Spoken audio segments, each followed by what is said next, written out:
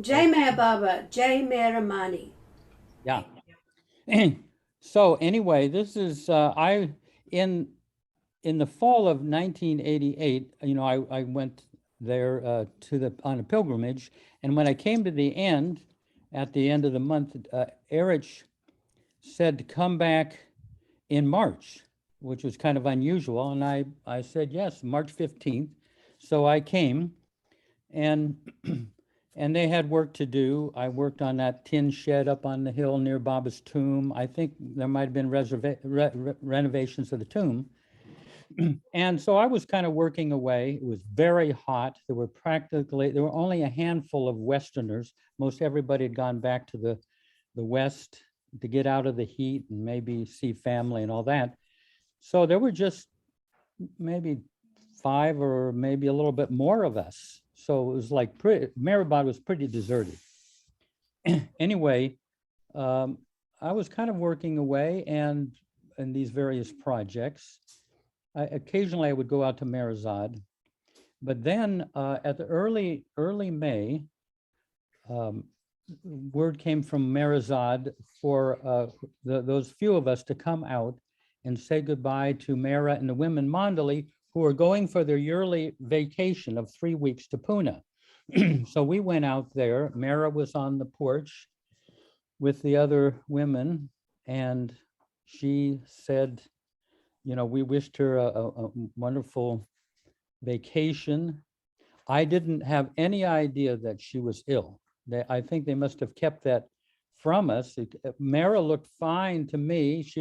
And when she looked at, and she kind of sent her love to each of us. And often when she would do that, my whole body would glow just from a glance from Mara.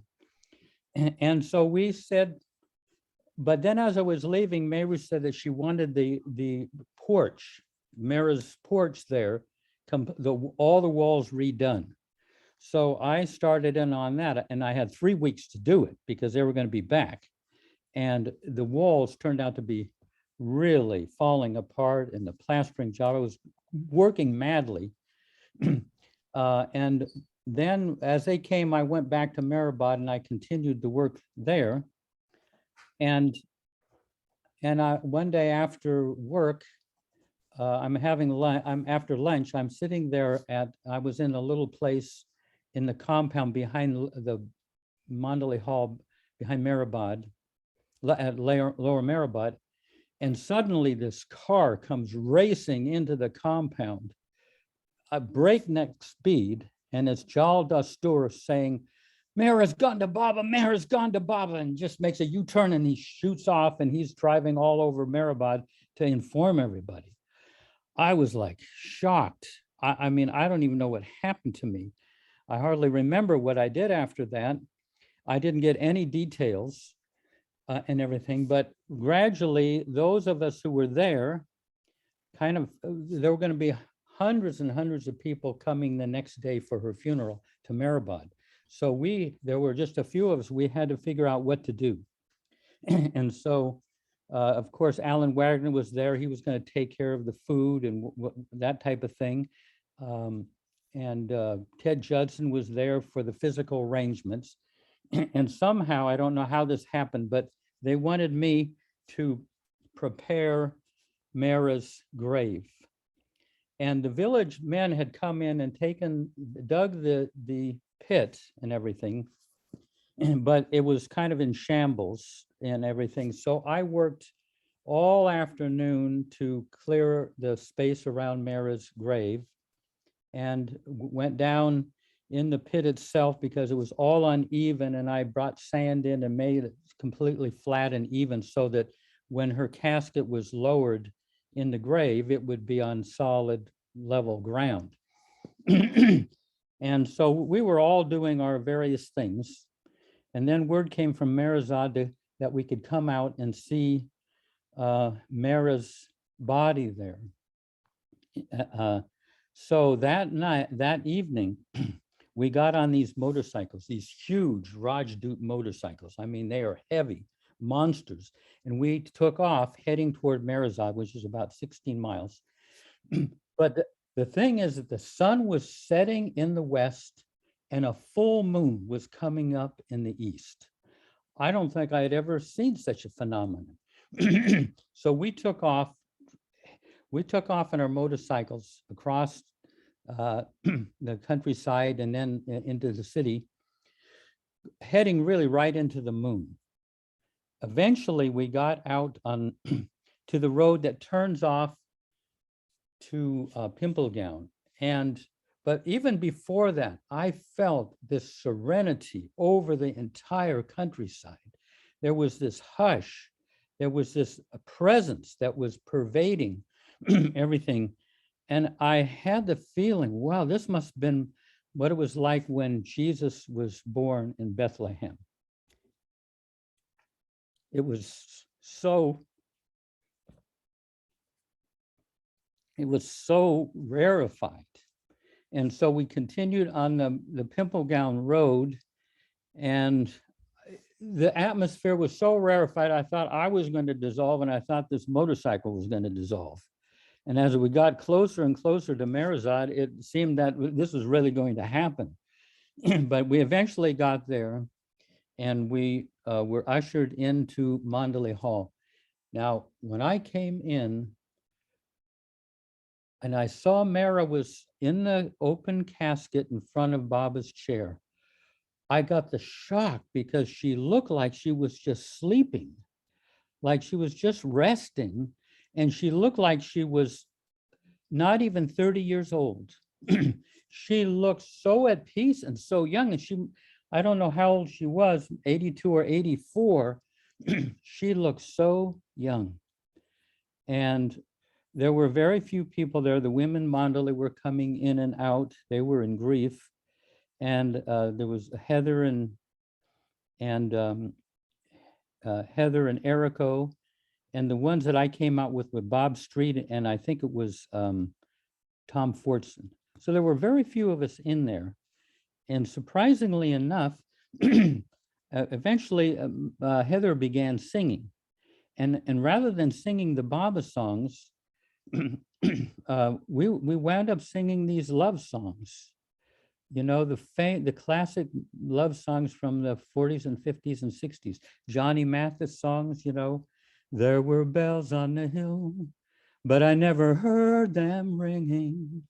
No, I never heard them at all till there was you. I mean, we were singing this type of song. I have no idea how long we stayed there. I have no idea how I got back to Mehrabad, because we would have been going back at night. But so the next day, I'll just kind of, and the next day, hundreds of people were there at Mehrabad, on Upper Mehrabad. And Mehera's body was put on the platform there near the tomb, and people came up and paid their respects. And it took a long time. Eventually, her body was brought over to the tomb for the last time. I just happened to be standing there, and they needed somebody to receive her coffin on the casket on the inside. So I helped lay it down right where you bow. And Mani and the women Mandalay were there, and I went to leave, and Mani said, no, stay there. So I was there, and they did the prayers and the final arti. And then around the corner, you know, where Mehera's grave was, there were four of us that they had this decorative rope that was under the casket. And we lowered it kind of evenly down in the grave. And Mani took, I believe, some earth that was from when Baba was interred.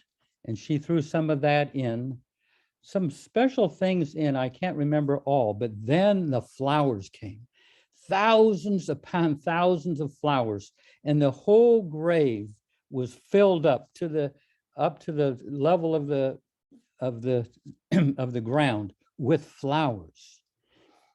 And then Baba's twin nephews, Sorab and Rustam, there was a mound of earth was about 50 feet away.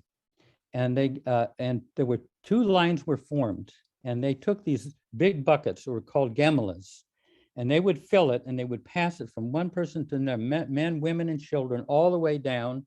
And then we would pour the earth over the flowers. And then the gamelan would go on the other line all the way up empty, and it would be filled again. And this went on, and the nephews of Sorb and Rustam had this very powerful chant. I don't know what I can't remember what the chant was. It wasn't one I was familiar with, but everybody was singing it. And after about 45 minutes, the grave was entirely filled up. A little mound was put there and some flowers and everything. And then gradually the whole hillside, everyone on the hillside went down to Lower Meherabad. So that was, you know, when I was there lowering her in the ground, I was thinking, this is such a cosmic event. And all I had was just a little keyhole awareness on what was going on. It was, the situation was much, much larger than I could even conceive of. I just knew I was way out of my depth, what was going there, that the beloved of the beloved, you might say the eternal counterpart of Baba, was being laid to rest. And during that time, then I have to go, during that time, people would see, they would go into the tomb, the people would pay their respects of Mehera, then they went into the tomb. But people were seeing Baba's face at the back of the tomb, the photograph, then it would change to Mehera, then it would be changed to Baba, then be changed to Mehera. You know, I mean, I don't think that happened with any of the other mandali, but it was a phenomenon that people said that they're just really one and the same eternal great, you know, souls. I don't know what to say, but anyway, so that was Erich, if he hadn't kind of had me there, I wouldn't have been a part of that. But what was nice is when I came back to the center, maybe a few days later, I was able to tell everybody what, you know, with Kitty and, you know, Kitty and Jane Haynes and all of them, all that had happened. You know, so anyway, that's my sharing. How special. Thank you so Yeah. much. Thank you, So Betty. glad you were able to make it. Yeah. Wonderful. All right, we'll carry on. Yeah. Okay. Thank you. Yeah. Jai Baba. Thanks so much. Wow. All right. I do have about a 10-minute video to show, but I'm wondering if anybody else has time constraints. I was going to put Marichan up first just because it's late there in India. Anybody? No? So I guess I'll just go ahead with the video. Jai Baba. Wow, what a special intro. All right, let's see. This is Ruthie made this video, bless her, for Baba's birthday in 2020. I just took a part of it with these beautiful black and white photos and Buzz singing. I know Baba Ramirez says that Buzz sounded like Baba.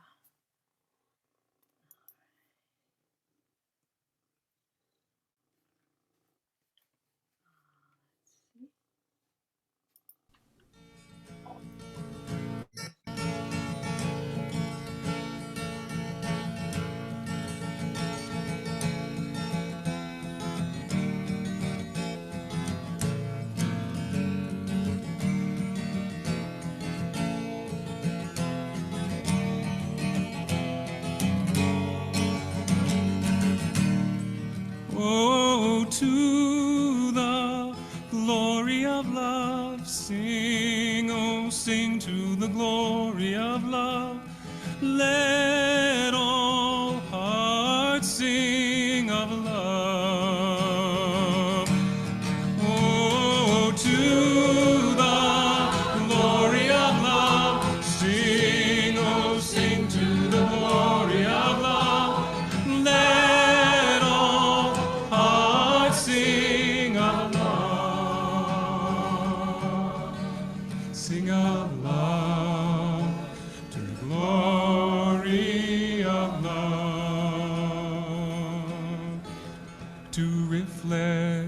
dear, Mehera, your supreme joy.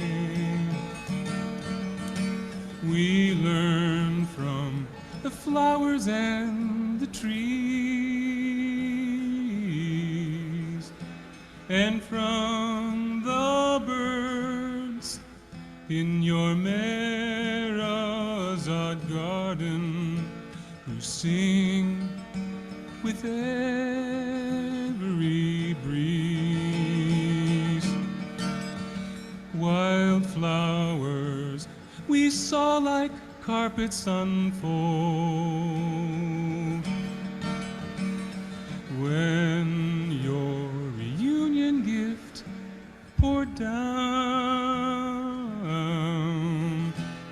Rain streams danced around Seclusion Hill with nature in emerald gown. To the glory of love, sing, oh sing to the glory of love. Let all hearts sing of love, sing of love, to the glory of love. Because love sublime was made complete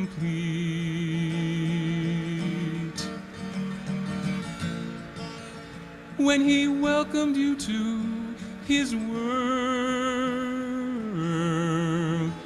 Now we hear the thunder of his name all around, and the power of God is unfurled.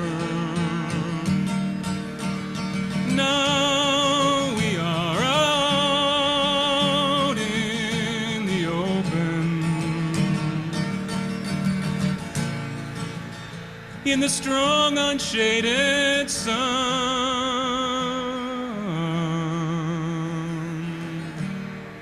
The wings of good fortune protect us, for the love of our beloved one. To the glory of love, sing, oh sing to the glory of love. Let all hearts sing of love, sing of love, to the glory of love. Today we celebrate your ecstasy.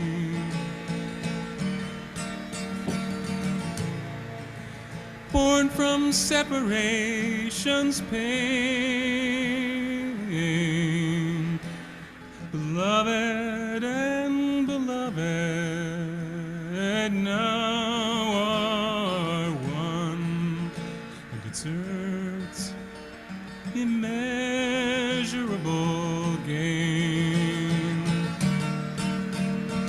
Bless us, sweet Mehera, that we may be with him every step of our remaining way. In all that we do and say and think, may we remember him night and day. To the glory of love, sing, oh sing to the glory of love. Let all hearts sing of love. To the glory of love, let all hearts sing. Happy birthday, Mehera. We Queen of Mehera, King, Queen of Mehera, King. Gentle breeze of his mercy, song of his silence pure, beat of his universal heart, help us to love him more, help us to love him more, nevermore.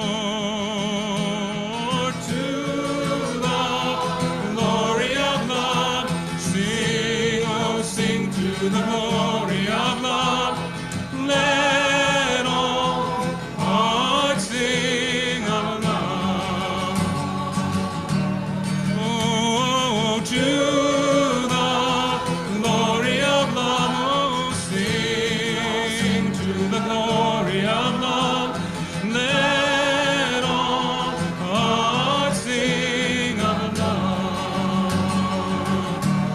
Oh, to the glory of love, oh sing to the glory of love.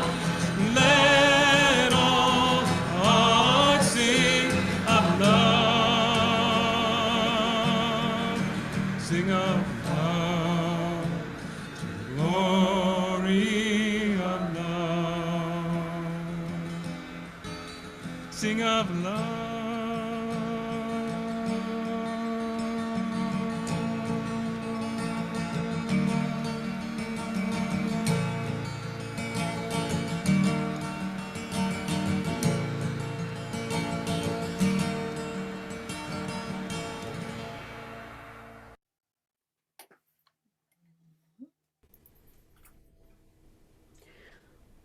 I'd just like to add something to that song from a letter from Mani.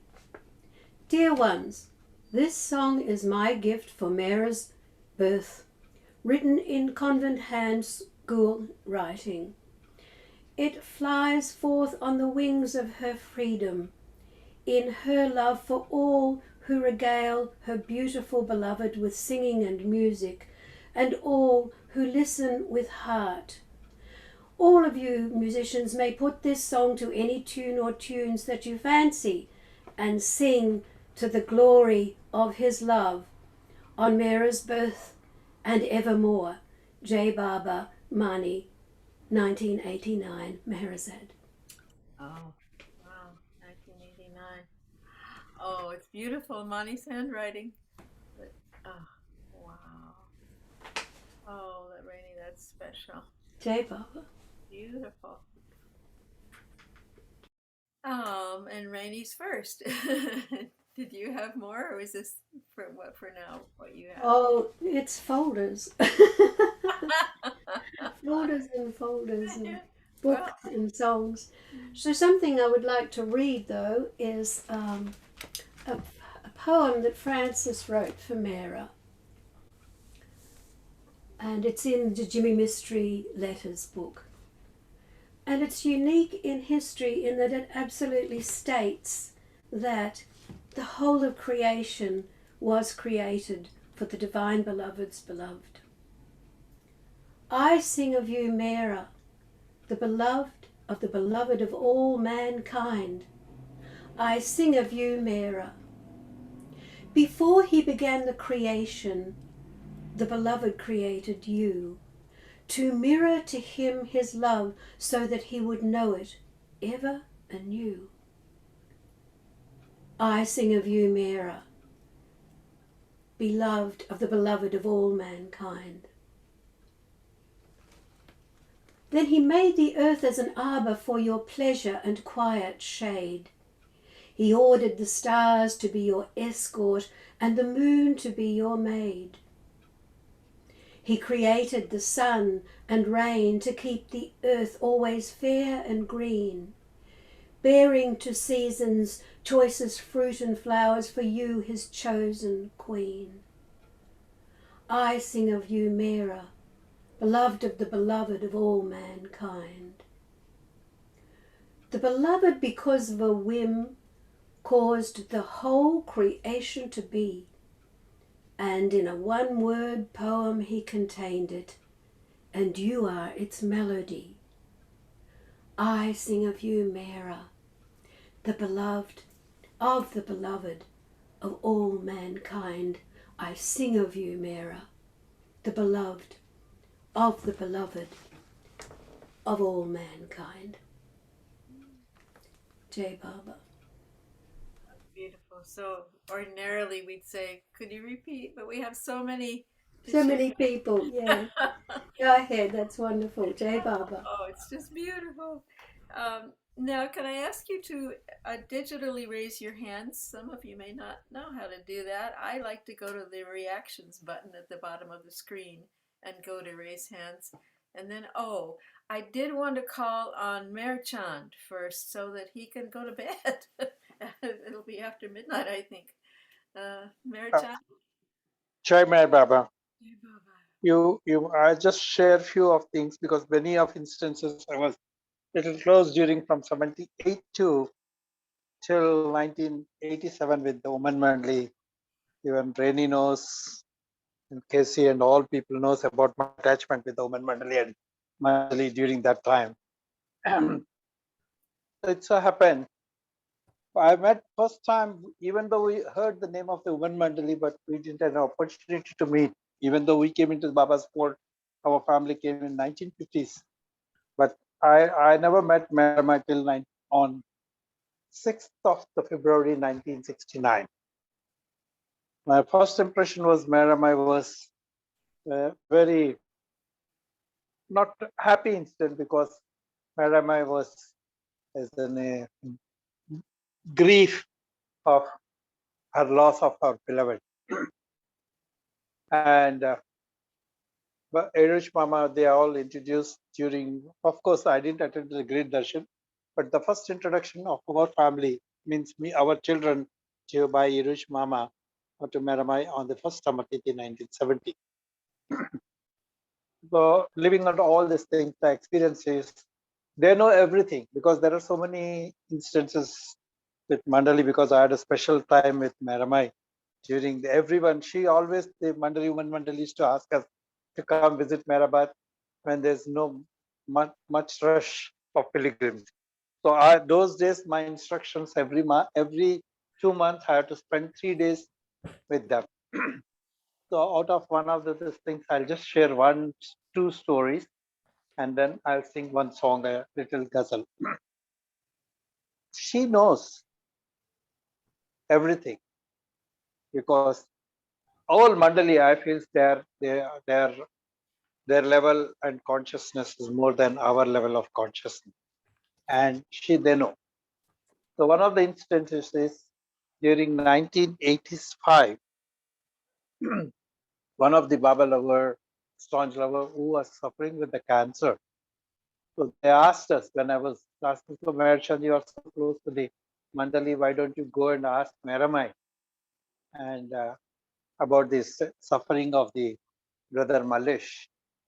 I said, okay, no problem, I'll ask.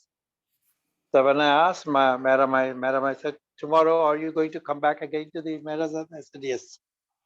So she asked Dolly auntie to bring one 1 liter bottle of water. That is Baba's, the water which Meramai has given me.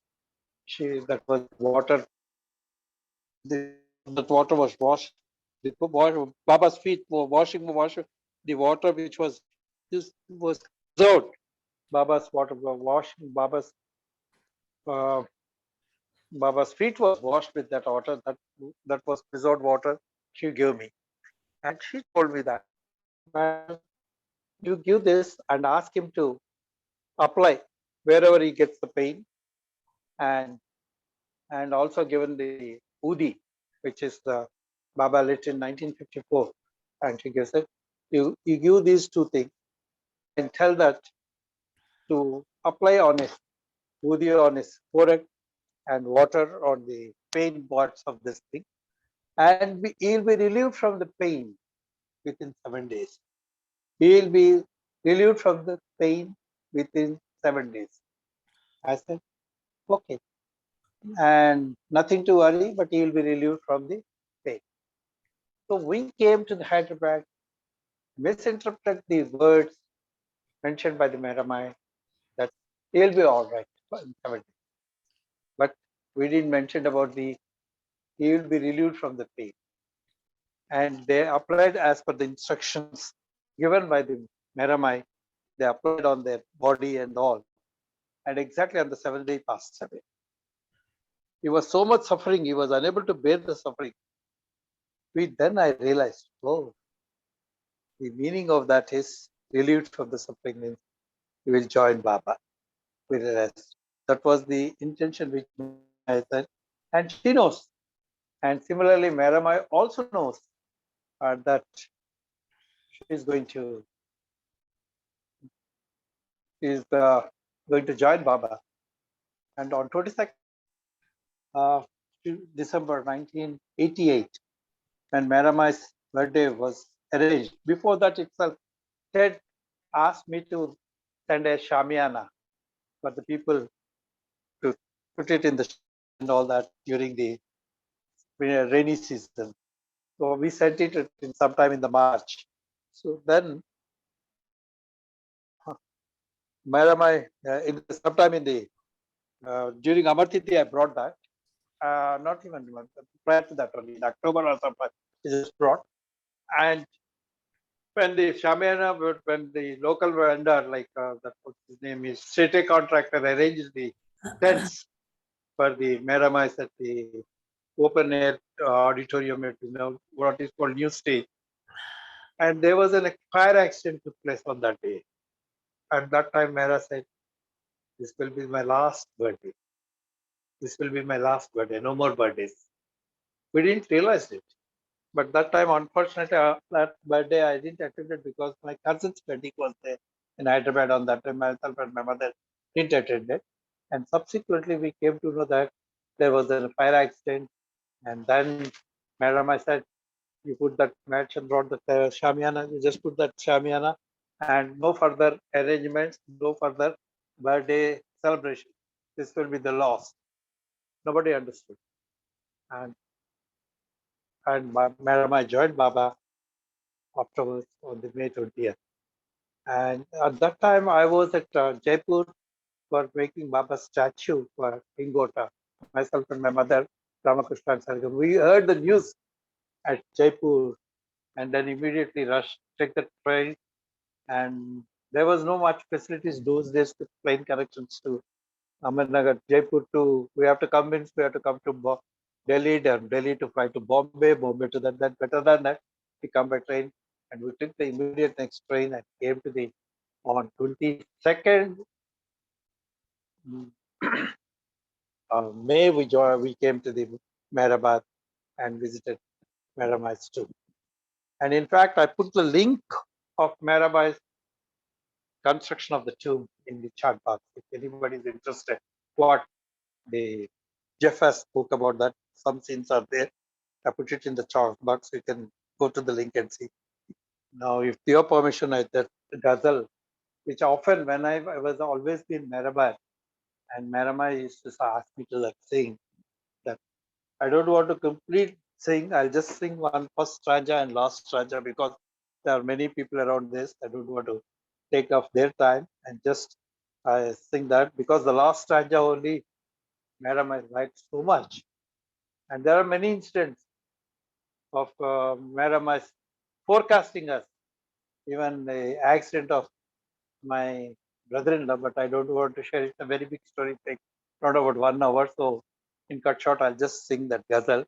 And some other day already I've shared that. So some other day I'll share that with my experiences, what Meramai said about my brother-in-law, who was at that time in Australia, Sydney. So let's see how Baba wants me to sing this ghazal. Avtar Meher Baba ki jai. कैसे सुकून पाऊं तुझे देखने के बाद अब क्या गजल सुनाऊं अब क्या गजल सुनाऊं तुझे देखने के बाद कैसे सुकून पाऊं तुझे देखने के बाद अब क्या गजल सुनाऊं, अब क्या गजल सुनाऊं, तुझे देखने के बाद कैसे सुकून पाऊं, तुझे देखने के बाद. This is the last stanza which Meramai always used to take at two fingers, that is the index finger and the ring finger, and she used to put it on her eyes and says, "There's no energy left in this eyes to see after seeing your face." This is the stanza.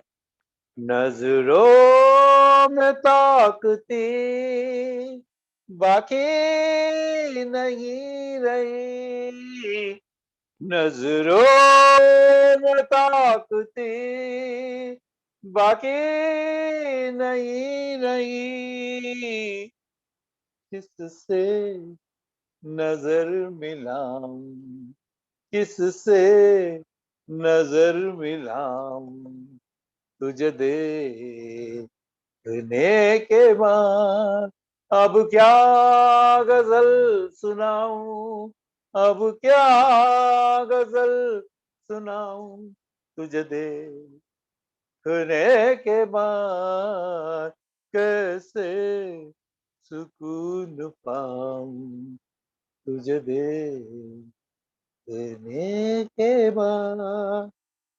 How much happiness or sukoon means the feeling I used to have after seeing you.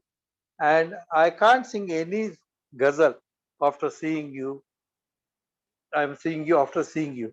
The last stanza is, there's no energy left in my eyes, and I can't see anyone or anyone after seeing you. So that happiness I cannot forget. This was the meaning of the last stanza of this thing. With this, Avtar Meher Baba ki Jai.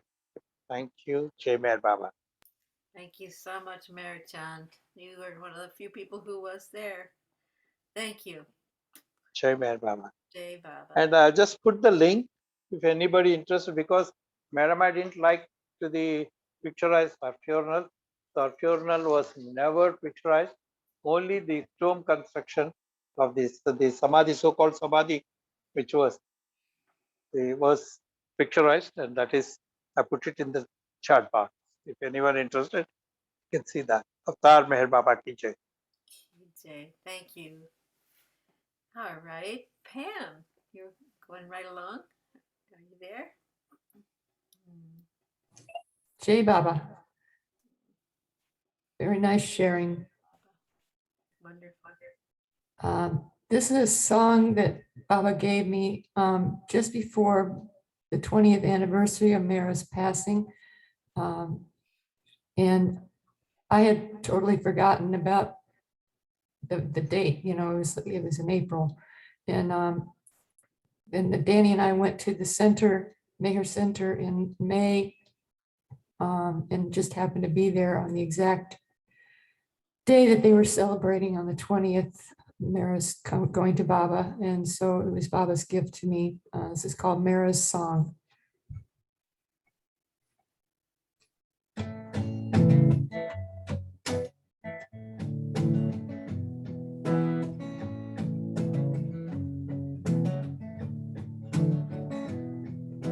Purest soul in the whole wide universe, in your heart, you always kept him first. Hide yourself away from every other man. You are the world turning in his hand.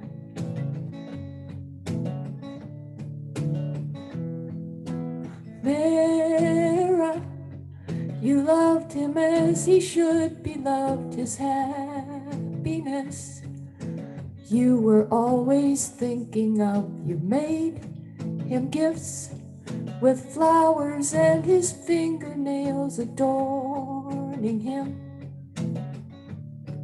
as love alone prevails. Love alone prevails, as love alone prevails. And when his body dropped, it seemed as if the world would stop. You sought his face in every solitary place.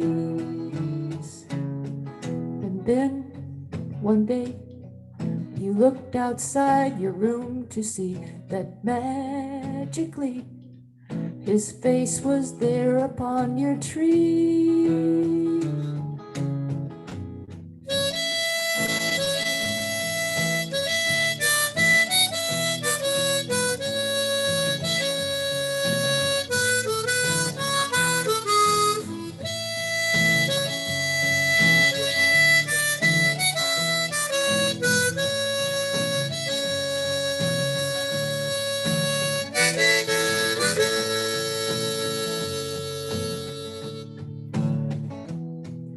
Simple flower, the fairest of the fair you are. Gentle power, the rarest of the rare you are. You showed us how to love him more and more and more. Oh, Mehera, your love we most adore. It's your love we most adore.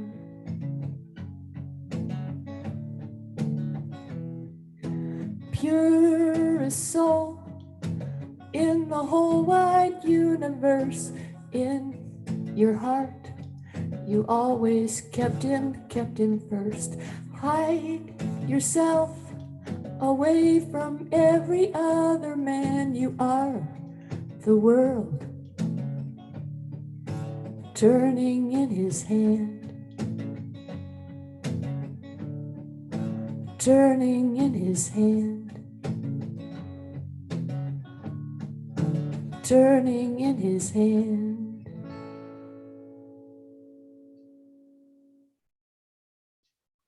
J. Baba. J. Mayer Baba. J. Mehera. That was wonderful. Ah, let's see. Marilyn. Betty, you've got something going on with your sound. Do you have two devices? Because you've got a lot of I think we're okay distortion. now. Are we okay now? You're okay now. Yeah. Okay. Marilyn? Okay, Jai Baba, everybody. Thank you all for your beautiful shares, your tribute to your love for Mehera on this special day. And that was really exquisite, Pam. Thank you. Jai Meher Baba. I'm just going to share something that's in Mehera, A Divine Romance, Volume 3. And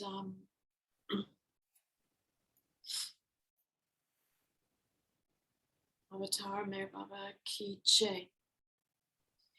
When two Baba lovers in the States had opened at random the book of Hafez's Ghazals on 13 May for a message about Mehera, they both independently arrived at the same answer. The ghazal they opened to is entitled Dance of Life and signifies an outburst of Mehera's ecstasy, as would be expressed by clashes of joyous cymbals, singing of angels' choirs, and rapturous dancing in Nataraja's court. And Nataraja is Lord Shiva as the god of dance. This is the dance of life. Waiting, straining to hear your voice, that I may rise I am heaven's dove that from the earthly cage will rise. If I am bid but to be your slave, I gladly shall forswear dominion over worldly things, as now I rise. Let the rain fall from your cloud of grace, O Lord. Before to dust I would be changed, I rise. Bring a minstrel to my grave and a bottle of good wine. Your fragrant presence shall lift me dancing, full of joy as I rise. Hold high your lordly stature, that I may see you draw me nigh. With clapping hands I leave this life and I rise. Though I am old, yet in a night from your embrace, in dawn's new light, a youth will rise. On that day, on the day that I die, a glimpse of you may I behold. And as Hafez, from life's desire, leap into eternity, and I will rise. Beloved Avatar, Meher Baba Ki Jai. Beloved Avatar, Meher Baba Ki Jai. Beloved Avatar, Meher Baba Ki Jai. Thank you, Marilyn. Lovely. Now, Paula. Baba.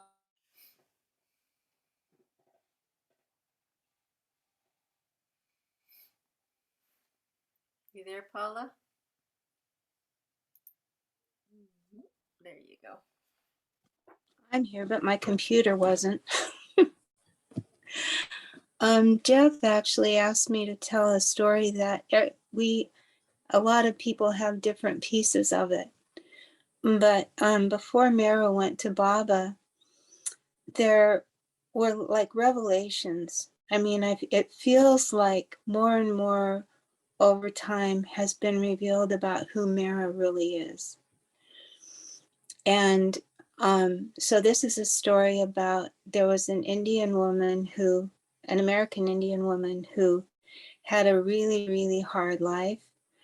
And she had been abused and really had a hard time. But when she prayed to Mary, she noticed that because she was Catholic, when she prayed to Mary, she noticed that things would lighten up and it got a little bit better. Well, she came to Baba and she wound up, here she is with Mehera in the Meherazad garden, and Mehera is showing her around the garden. And Mehera suddenly stopped and turned and looked in her eyes and said, "When you prayed to Mary, it was I who heard you."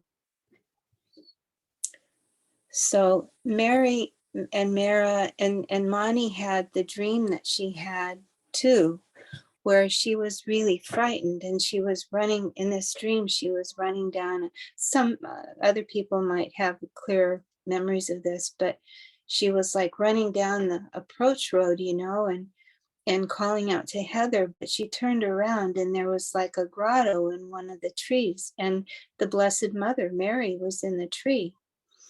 And she looked very carefully to see who that was, and it was Mehera's face and Mary's face and Mehera's face and Mary's face. And the next day she made a little shrine there. But Mehera, my feeling is, I felt like I was pretty stupid around her, but I think that might have been to my advantage because it just it felt, well, it felt all kinds of things to be around her. But one thing is, what needed to get to her, I felt like she knew. I just felt like, like Baba, would be, it was like he didn't know, but he knew everything at the same time. And that's kind of the way Mehera felt to me. Like she didn't know, but she did know. When my son was suicidal and I was writing a letter to Mehera, I decided I could, and I was terrified in the mid, I'm finding this out in the middle of writing this letter. And I'm terrified. And I thought, I can't send this to Mehera. So I sent it to Meru. Well, when I got to India, Meru said, that letter didn't come to me, it came to Mehera because it belonged with her, like he belonged with her. So anyway, it just feels to me like more and more as time goes on is being revealed as to who Mehera really is for us. I think that's good. Oh, it's great. It's great. Thank you, Paula. And now we have Jill. Yes, and Pam's song was wonderful. What people have said so far. Can all of you hear me? Yes. Yes.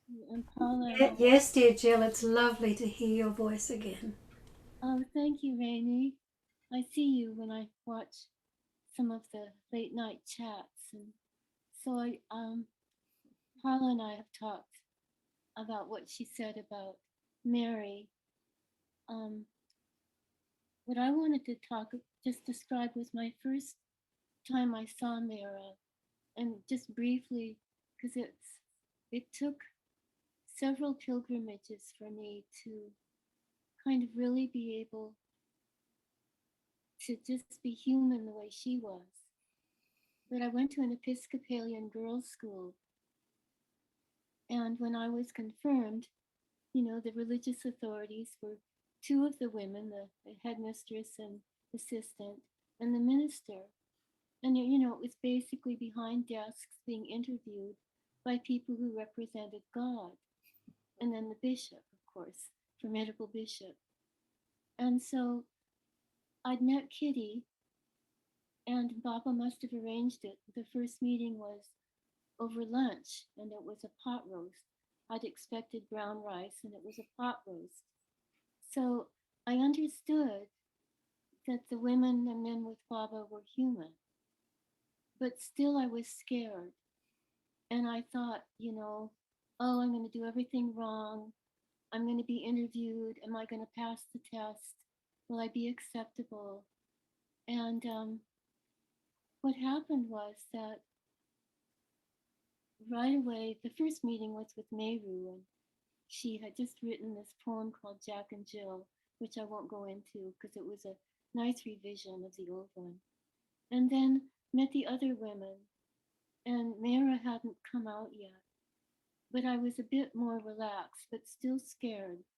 And so I went and stood behind a tree, and the tree hid me, but I was able to kind of peer around the tree and watch Mehera. And she looked like a Da Vinci painting of the Madonna come to life. It was just watching her. It was like suddenly entering into a dream state and seeing this incredibly beautiful woman. But then what happened is that I started just being on the porch, and Rainey would know this so well, just being able to just be a human being and go to tea. And over the next pilgrimages, when I got to spend more time,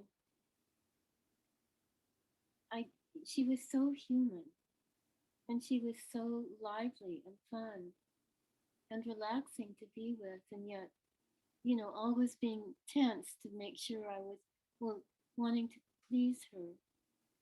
But the humanness, and that's what I wanted to share, is that over time it got relaxing and even fun to be with her.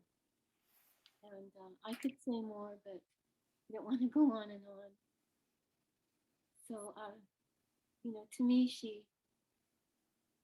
there was no Mother Mary at the Episcopalian Girls' School. The first time I got close to Mother Mary was at Christmas, and then in Paris I saw a statue of her in the Sacré-Cœur. I was studying there, and they took us there, and I lit a candle to her for the first time, and it was just an amazing feeling. And so Mehera was always Mary for me, but I didn't think it out. It was just, to me, she was Mary.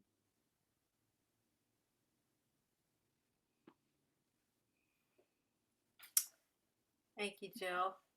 Is that, Thank did you, you have Betty. more? Thank you. Oh, it's so nice to see you here. Jill, that reminds me of Mehera telling us that when she was born, of course, she was called Mehera.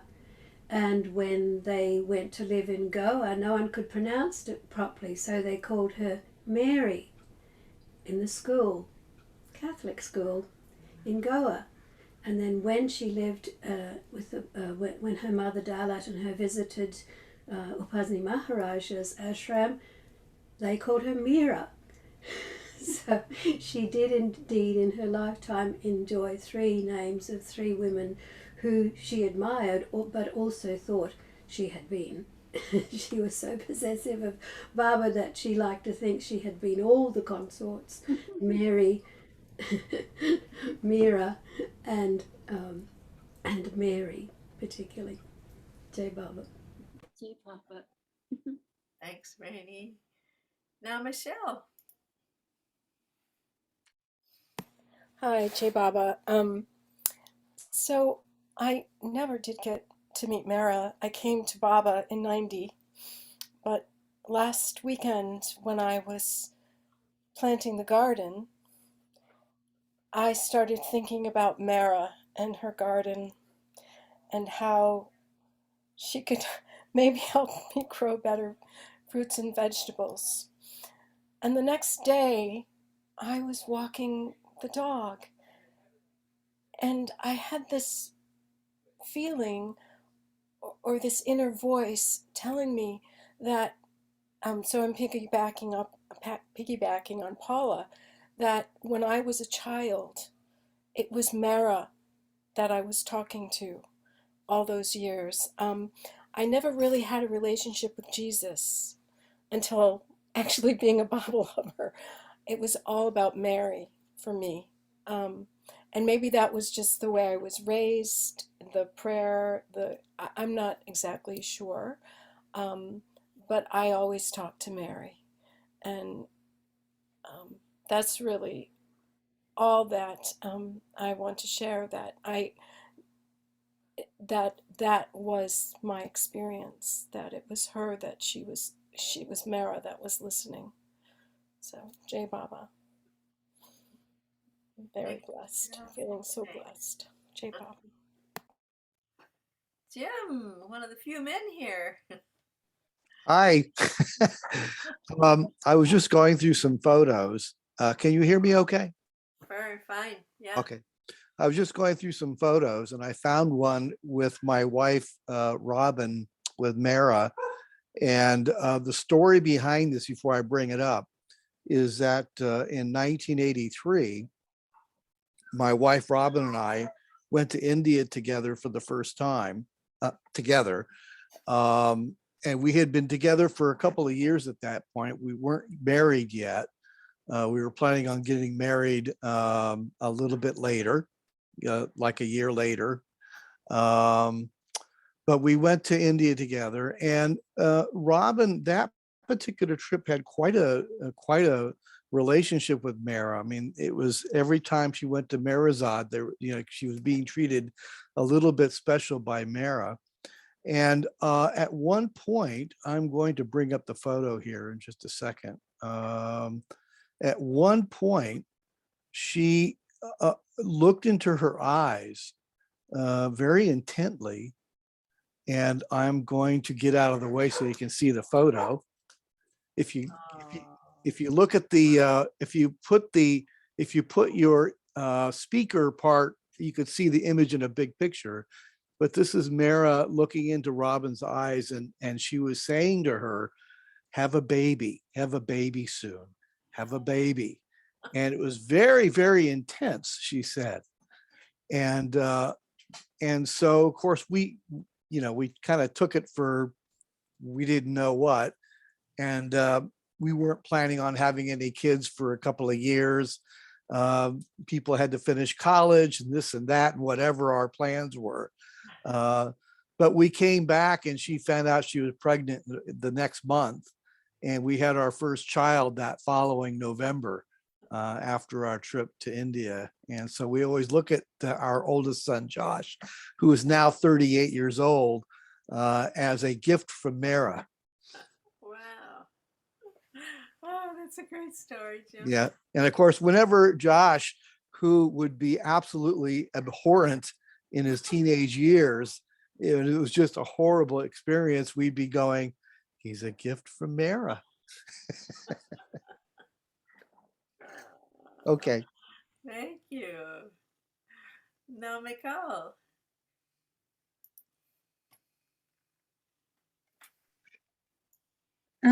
Good afternoon and good evening and good night to all here. That was a wonderful story, James. Wonderful, wonderful. Did you get married before you gave birth to the child? And he's a wonderful child. He was in my house when he came to visit, and he has wonderful children himself, really beauties. And he's all Baba's now, I understand. That's a good turning point. So this morning I was singing one song to Mehera. This is so exciting. This day is so exciting for me always, because in my heart I always feel this joy, this great joy. It's not even joy, it's much more exaltation of them both meeting. It just gives me the shivers. Them both meeting finally again after doing this very hard work in our world. So I'm going to sing a song that is actually a picture song. It's taken from the music is taken from a song that is sung in Israel, was sung in Israel, and I think it even received an award in one of the contests. It's called Evening of Roses, and I turned it into a Mehera and Baba song. It's talking about these two lovers. Originally, it's talking about these two lovers going into the where the fruit orchard is, and being together in love out there in the evening with the smell of the roses and the trees and the fruits and everything. But it also has all sorts of things that Baba and Mehera was keeping so purely, or not doing, and just keeping the huge love in their heart and not expressing it in the body, which is very, very beautiful in my eyes. So this is the picture that Mehera and Baba are walking in the Meherazad garden in the evening with the fragrance of roses. Over Omer, Baba and the Omer. I hope you enjoy it. ערש של שושנים נצאנה אל הגינה כמו בשמים וריח פרדים את מהר ומרה עוטפים לילה יורד לאט ומהר ומרה פוסעים מעל הגינה במהרזד כוכבים וירח עולים לילה זמיר שם העצים בעלת נעים מהר ומרה הדממה בגינה פוסעים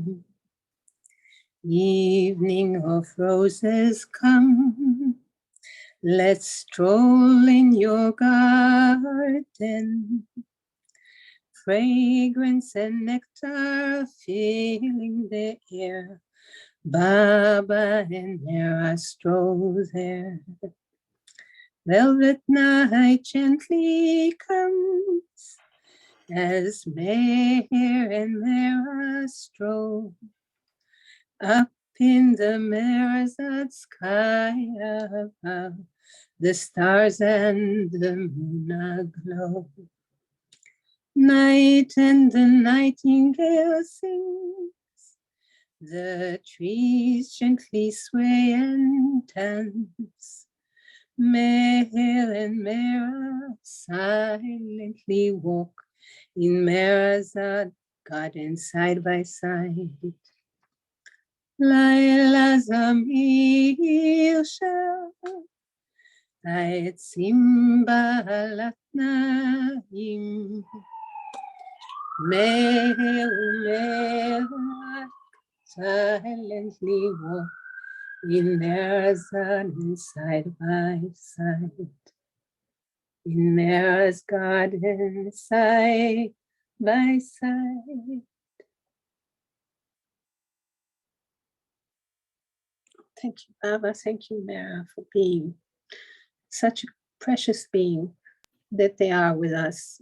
And even now, when they're not in the body, it's even more intense and more love and more with us. It's just amazing. Thank you. Thank you. That was a beautiful song, Nicole. Thank you. Now, Mona.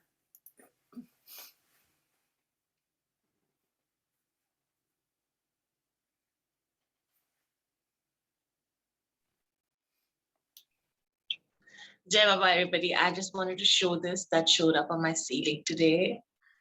Can you see it? Yes, it's Mary. Wow. Yeah, it's Mary the baby. Wow. And maybe Wing. Wow. Oh, beautiful. Auspicious. Yeah. And I'll show this also again. Can you see that? Yeah. Jai Baba, everybody. Oh, there's Baba. There's Baba. Oh, yeah. Wow. Show us again. Just, yeah. My goodness. What a ceiling you have. Yeah. That's Baba, but where is the baby? I didn't see the baby in Mary. Can you show? I showed it. Thank you. That last one you showed, Baba, turn it sideways. I think I saw Baba and Mehera.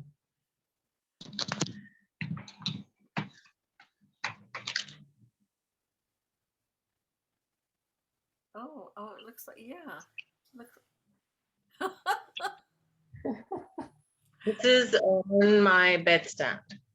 Like, This of Baba and Mehera. Wow. They're watching over you. Yeah. Wow. You're manifesting. Yeah. Thanks, Mona. Beautiful. Gabriella. Jai Baba, can you hear me okay? Yes. Oh, good. Okay. First of all, that's so beautiful, Mona. And that's, I did see Mehera with Baba. Immediately, it gave me a gasp. Both of them. Thank you so much. Oh, it's beautiful, beautiful shares, everybody. And I didn't get to meet Mehera in the body. I found out about Baba in 1989. And I was just fresh, really didn't understand much. I just thought I'd tell my little story. Maybe you've heard it before, which drew my first song, one of my very earliest Baba songs, which is Mehera. So I was at a music festival. It was May 20th. We were running around, and I had legs back then, running around, having fun, dancing. But I kept feeling like somebody died. And like I kept running, and in those days, no cell phones. I just kept running to the telephone and calling my answering machine to see if everything was okay, and didn't get anything. Oh, darn. You're frozen for a minute, Gabriella. That's when the story was getting good. Oh, you lost me? Can you hear me now? Yeah, yes. Okay, so yeah, so I got home and I didn't have a really Baba community to reach, and there was no Zoom in those days. So it took a couple of days, and then a friend told me that Mehera had gone to Baba, and I instantly felt this voice in my mind that said, go sit down at the piano.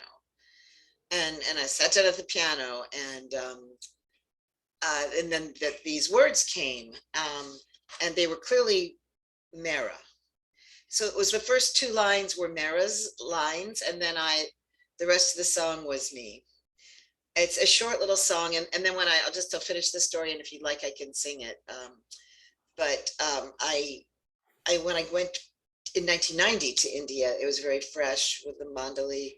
Women were just grieving so deeply, and I had this song which a few people had heard, and they said, "Oh, you have to sing it to the Mandali women," and I was very hesitant because I was afraid that they would not. First of all, I was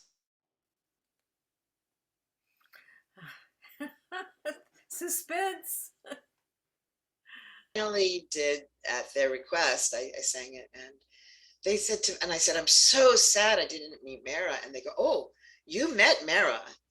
So, oh my, that was just so wonderful. And every time I'd go there, they did cry, and I felt, but they said, "No, it's good. We should." And so every time I would go, they would have me sing this little song. Should I do it now? Yes. Oh, Yeah. Okay.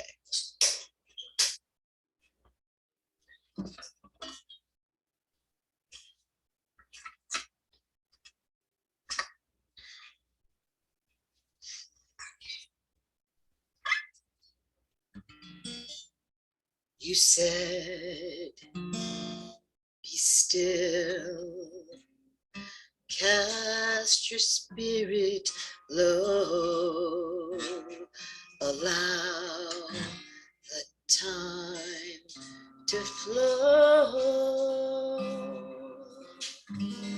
Don't reach for diamonds in the sky. Twinkle, twinkle, little star.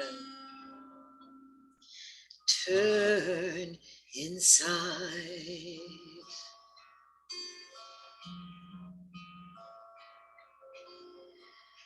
Mehera, we are gliding on your wings. Mehera, we are flying in the sky. Still you await the ones who call, the ones in need, the ones who fall. Then you arise and take us with you. Then you arise and take us with you to the beloved. Mehera, so much love is in your heart.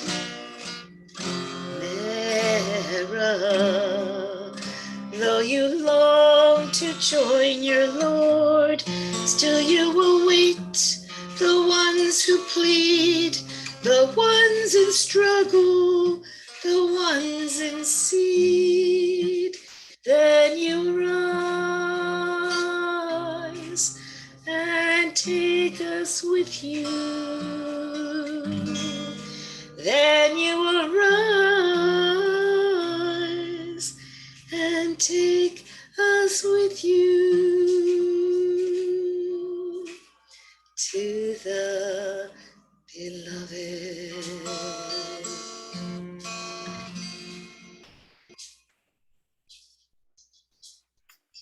Wonderful. Thank you so much. Your first Baba song, would you say? No. A second one. Okay. Yeah. First one was a Baba chant, of Baba's name. Thanks, Gabriela. Thank you. Thank you. Let's see, we'll be fine. And we have, I'm wondering if other first timers want to talk at this time. What does that mean, first Oh, timer? I'm sorry. It means folks who haven't talked already. That's what it means. Folks who haven't talked today now. Paula and Pam have had talked already. We usually, but let's just go with it. Let Paula, let's see hear what you have to say.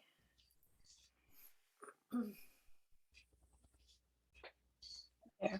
Okay. Yeah, one thing I just wanted to say was the night that we were in the middle of a Baba meeting when we heard about Mehera, and I'll never forget that night. I'll never forget the moon on the water over Puget Sound, that full moon. It was an incredibly beautiful night. And it was such a shock. And the next morning, what I felt, and this is totally felt, I felt like all the earth was singing, and I felt it. Like all the trees were singing, everything in nature was singing. That's what I felt. So I have a little song I'm going to attempt because I like it and it's pretty. And I don't play an instrument, but my dog is snoring, so maybe he'll accompany me. Okay. Once I gaze upon your face, what else is there to see? Got to start a little higher.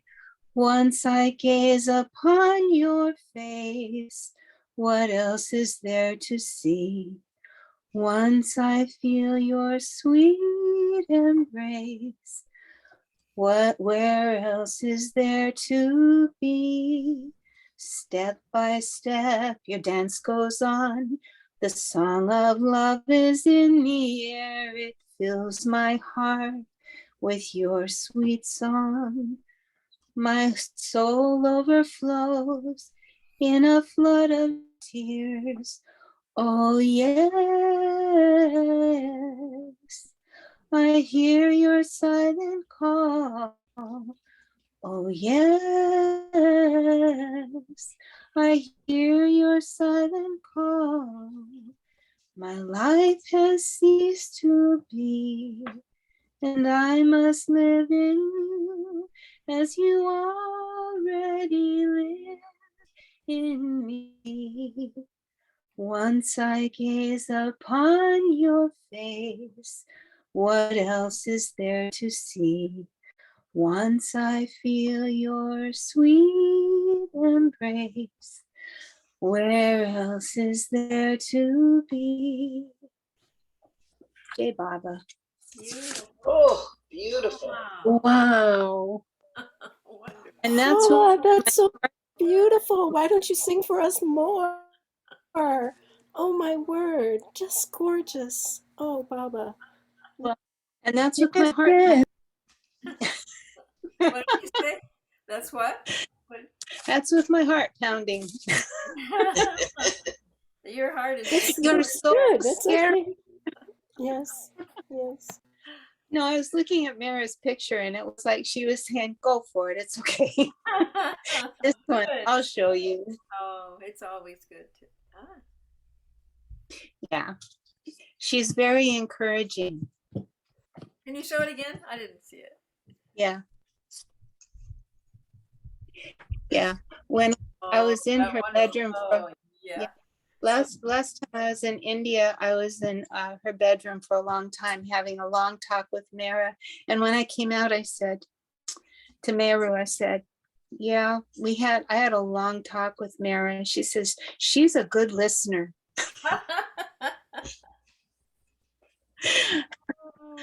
Anyway, Jai Baba. So Joy, you haven't shared yet. Joy? Hi, Jai Mehera Baba. Hey, Baba. It's a little complicated. Baba had I think a lot of work to do to get me into his fold. And I was I wasn't consciously aware of who he was to me, but I was traveling from Florida in 1989, and there was a friend I knew in Myrtle Beach. It was Bill Haviland. he was an acquaintance more than a friend. We didn't really know each other very well, but he gave me his address in case I was ever in the area. And when I stopped at his house, he happened to be home on a Wednesday morning, which I think was unusual in my good luck. And it was 1989, and we talked for about 5 minutes, and he said, I think you should go to the center. I said, okay, what the heck.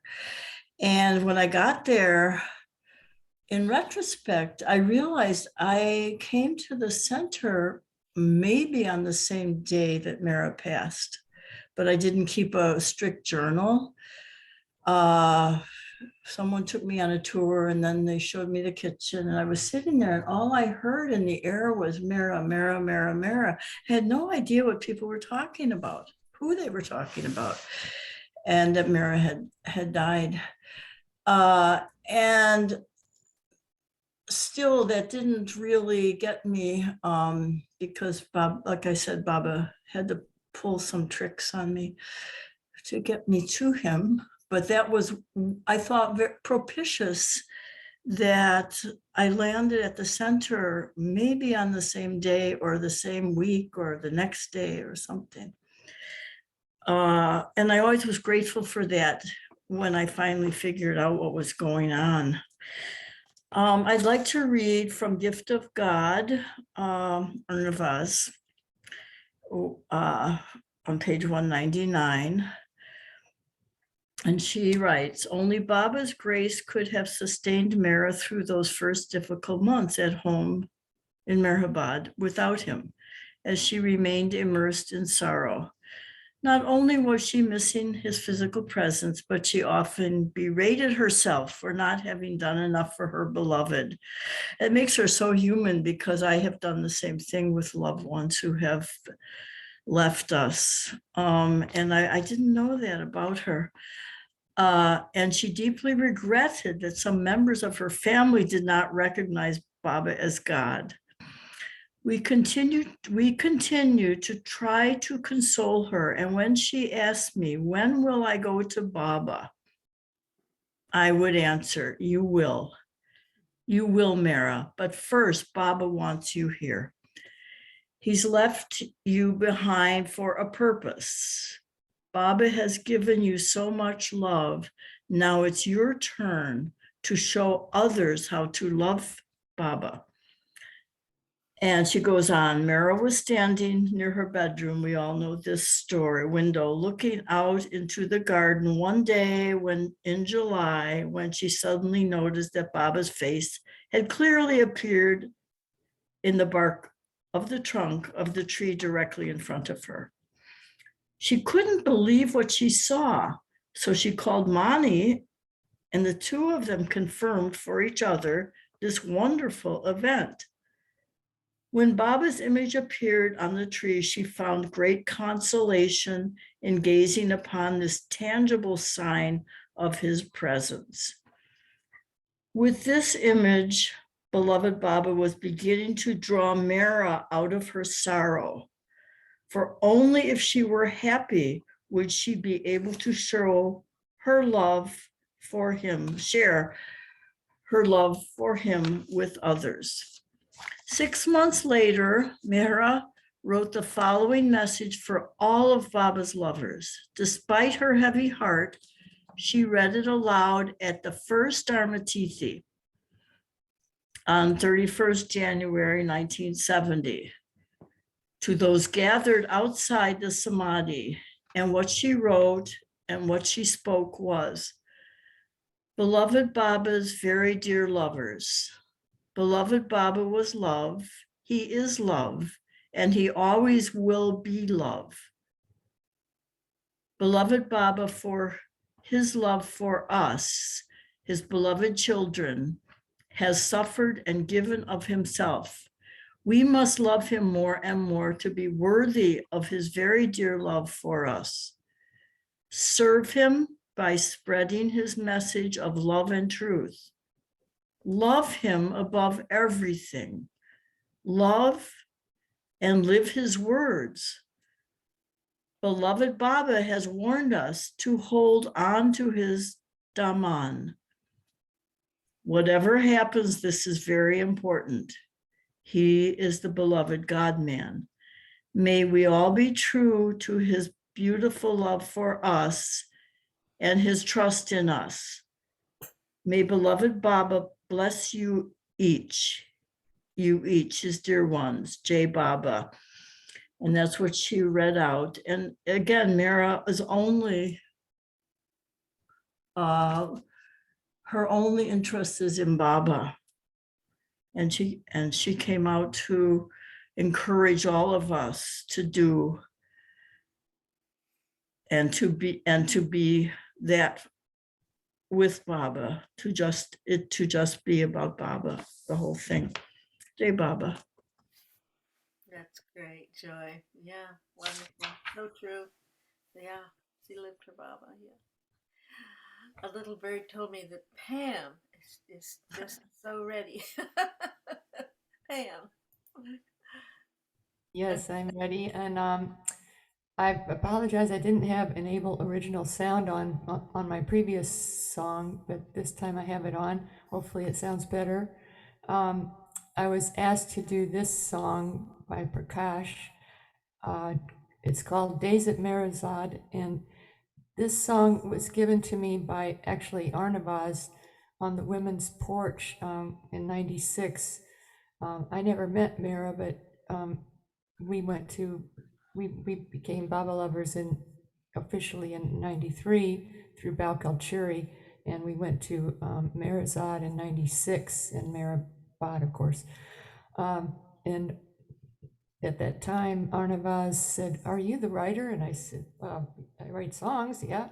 And she said, "Write a song around these words: sitting on the porch, holding high the torch of his love."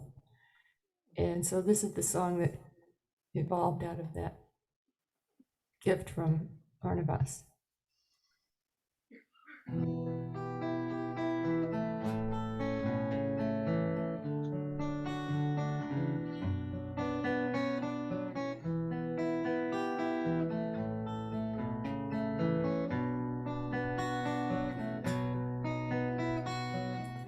I remember days at Meherazad, talking about the man who said he was God. Look at all the flowers swaying, and on the porch a guitar's playing songs for Goher, Katie, and Arnavaz. The stories that they tell are something rare, and when I think of them, I wish I were there. You know they won't be there forever. They're going home, it's now or never. Come and hear the treasures that they share. They are sitting on the porch, holding high the torch of his love.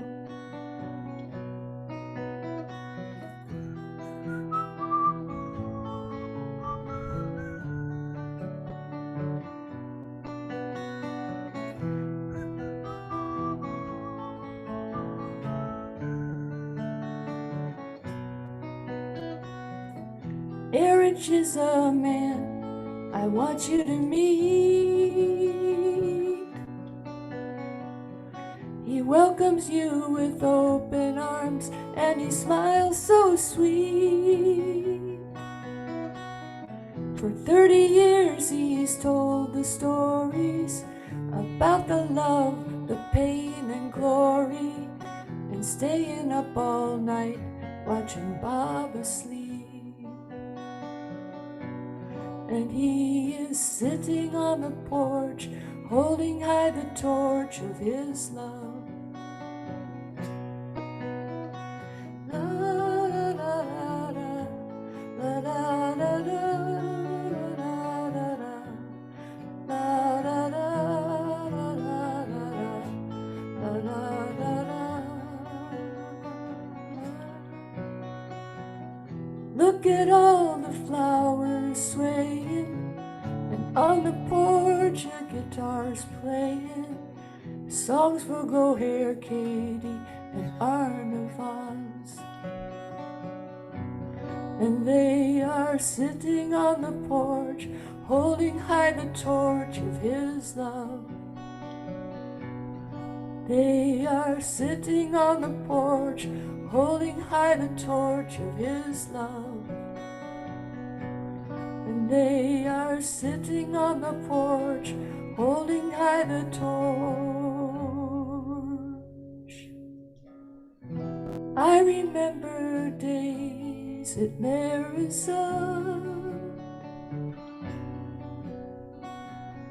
talking about the man who said he was God.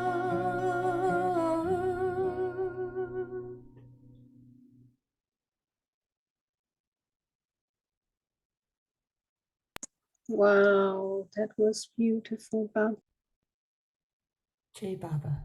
Oh, wow. Oh, wonderful, Pam. Oh, I'm glad Arnavas put that little bug in your ear. That's a great song. Oh, thanks so much. Now, Tony. Hi. That song was so beautiful, Pam. Thank you. Oh my. I just kind of need to catch my breath. I met Mehera so many times, and I was just thinking 72, 73, 76, 77, 78, 79, 80, 82, 85. Lucky you. Yes, yes. And I almost took it for, well, I didn't take it for granted how often I guess, how often I was seeing her, but I never took Mehera for granted. She was just so Mehera. And so when she passed, and I have a dozen stories I could share, but there's no time for it here. If you go to my YouTube channel, Tony Paternity, and go to my live stream number 45, I have an hour of them. But when Mehera passed, it was not like any of the other Mandali passing. I may have felt it when the others passed. Certainly when Francis passed, I sobbed. But then it passes. Mehera, it was like a thud. It was like, this is an irreparable loss. How can you replace having a Mehera on this planet? And I did not get over it. I mean, it was just there. It was this kind of partially dead spot. And several years later, I guess that was 90, by 94, I had put my love life in Baba's hands on a tip from Don Stevens, something Don Stevens said. And he created a relationship that was life-changing, but never meant to last. It got crazy. But Baba kept saying, love her more. So I'm loving more and more and more. And then it blows up, and I was really messed up. And suddenly it seemed like everybody was saying to me, talk to Mehera. And I was going, I grew up Catholic. You don't want a Virgin Mary thing. It's me and Baba. And then Mani is signing notes in newsletters, love in Baba and Mehera. And I'm going, no.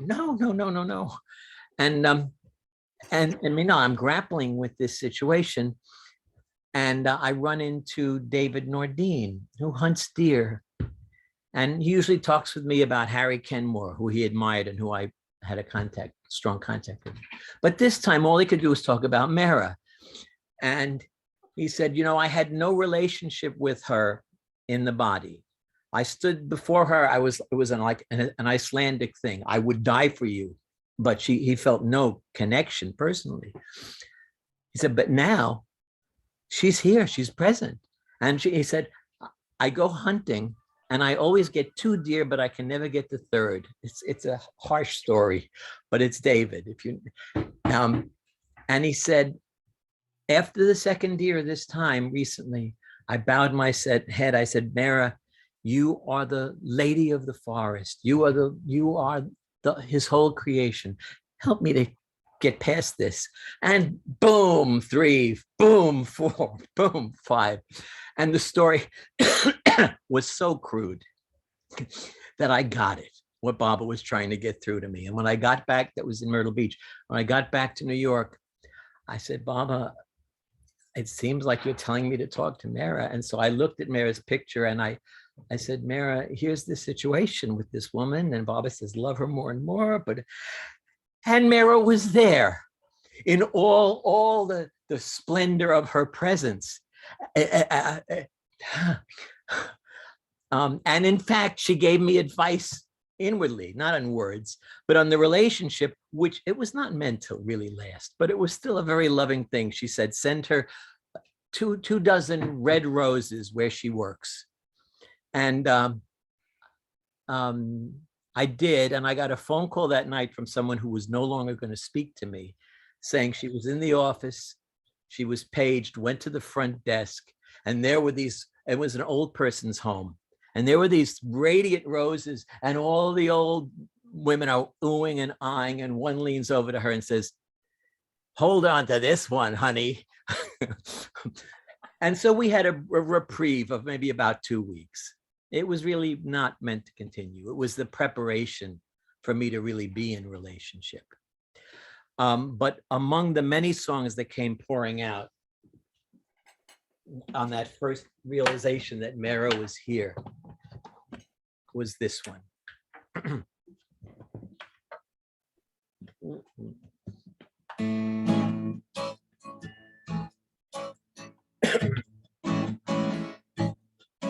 Oh, sweet Mehera, beloved of the beloved of my heart. In your love for his sweet eyes, my loving had its start. I can praise you for beloved and beloved now are one. Oh, sweet Mehera, bless our hearts with love for the beloved one. Oh, sweet Mehera, beloved of the beloved, so sublime. Until I saw your dancing heart, my reason had no rhyme. I was blessed to see his beauty reflected on your face, and the gift you dropped into my hand was beloved Baba's grace. Sweet Mehera, beloved of the beloved, I never knew that now when I call on my Lord, I also speak to you, and that I can call upon your love to make my love grow strong. Thank you, dearest Mehera, you listened to my song.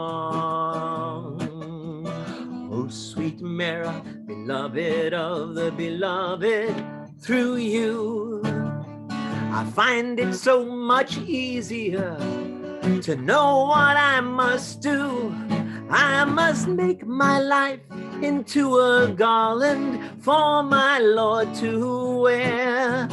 Thank you, dearest Mehera, now that you are everywhere. Sweet Mehera, beloved of the beloved, help us all to love him more and more and more and more and more and more, and ask him for me, Mehera, to help me love him as I should, with the love that he deserves. You know he can't refuse you. Oh, sweet Mehera, forgive me if my song is very young.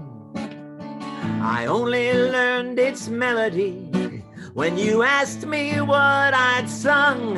When I came to the beloved, you were oh so kind to me. Thank you, dearest Mehera, Baba's own femininity. Oh, sweet Mehera, beloved of the beloved of my heart. In your love for his sweet eyes, my loving had its start. I can praise you for beloved and beloved now are one. Oh, sweet Mehera, bless our hearts with love for the beloved one. Now that I can call upon your love to make my love grow strong, thank you, dearest Mehera, you listen to my song. Thank you, dearest Mehera, you listen to my song.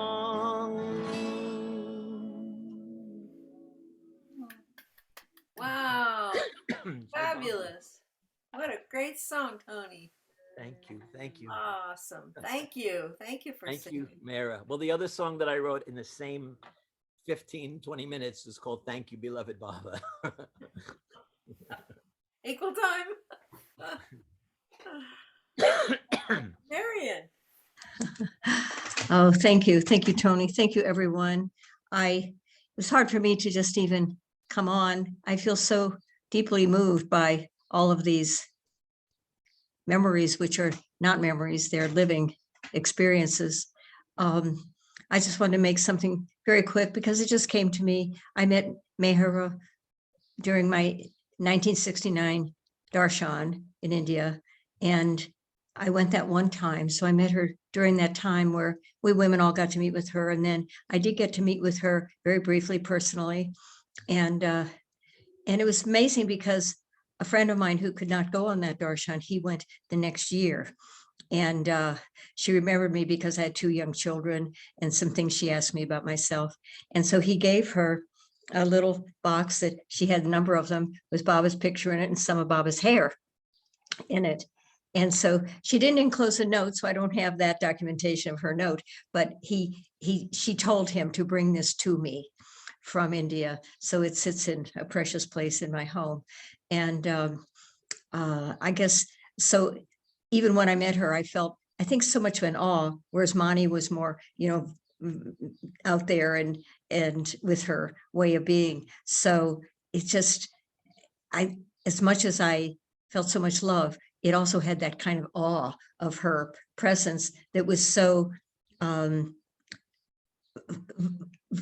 present, a gentle, I call it the strong gentleness, such a strong gentleness. So that's all. I just wanted to share that because of that, the way she acknowledged me, and it was just meant so much in my life. So thank you.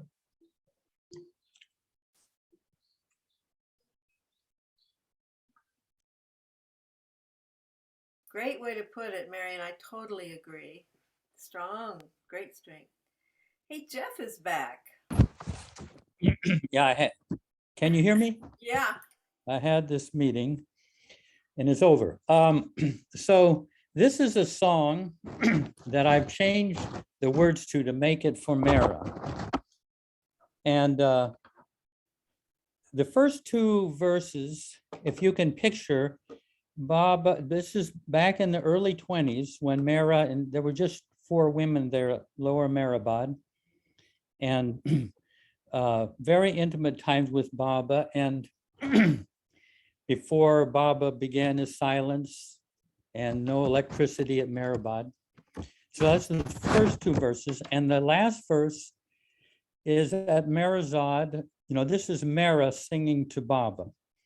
And this is not, after 1969, after Baba had dropped his body. So I got Larry Green to do this on the piano. Okay.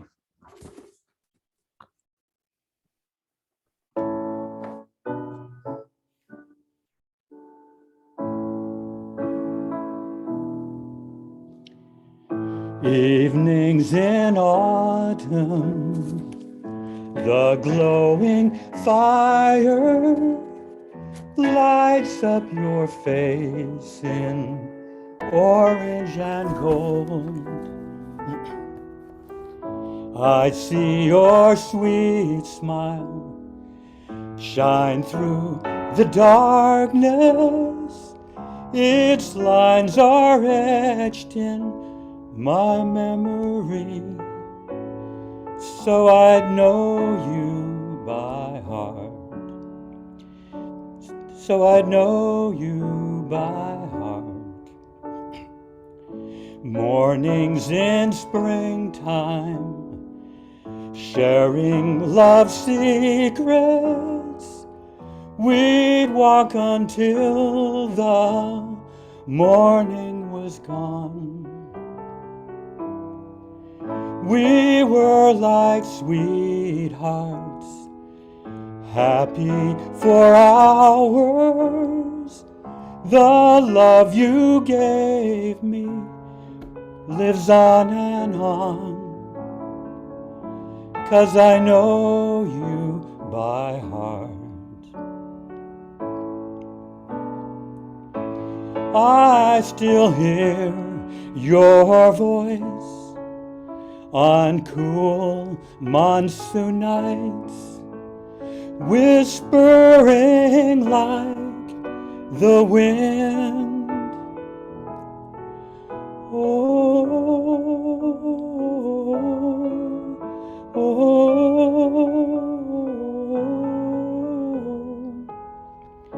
you left in winter, the leaves were turning. I gazed on sunsets of orange and gold. I see your sweet smile, I hear your laughter. You're still here beside me every day, 'cause I know you by heart.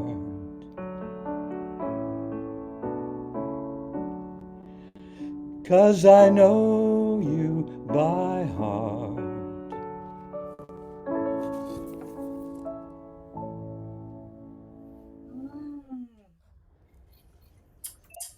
Wow. That was Wow, what a great song. wow. That was beautiful.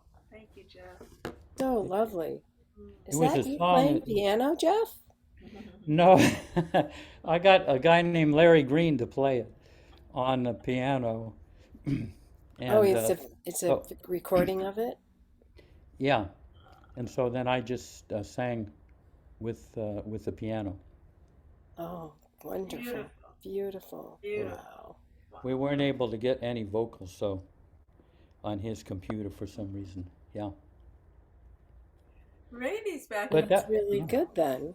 Then you can like karaoke yourself anywhere. Bring your yeah, phone. yeah. Rainy, we Yeah, can Rainy. you Come again. on, Rainy. Jay Baba, I have a problem in that the plumber downstairs is banging away, so I'm not quite sure whether to subject you to it and just hope I'm between bangs. Um, nine, Take it. a lot of people see this photo and wonder what is going on there. This is on the veranda in 1978, and I have just sang my first Mehera song. And I hadn't heard a Mehera song before. I wrote it in 1977. Well, I didn't write it really, I dreamt it. And that's when I found out I dream in open sea. And anyway, so there you go. And so Mehera is appreciating the song and being loving about it. When she passed, of course, I couldn't really cope very well. And so what I decided to do was go from cassette to CDs and produced Mehera, the Divine Rememberer, a phrase my husband thought of. And she was a divine rememberer. She could remember so many astonishing, appreciated details of everything with Baba. And so in this CD, I just went completely berserk and put words and did all sorts of expensive things one tends to do in first naive projects. But every time we'd go to cut corners, I'll be darned, it just wasn't allowed to happen.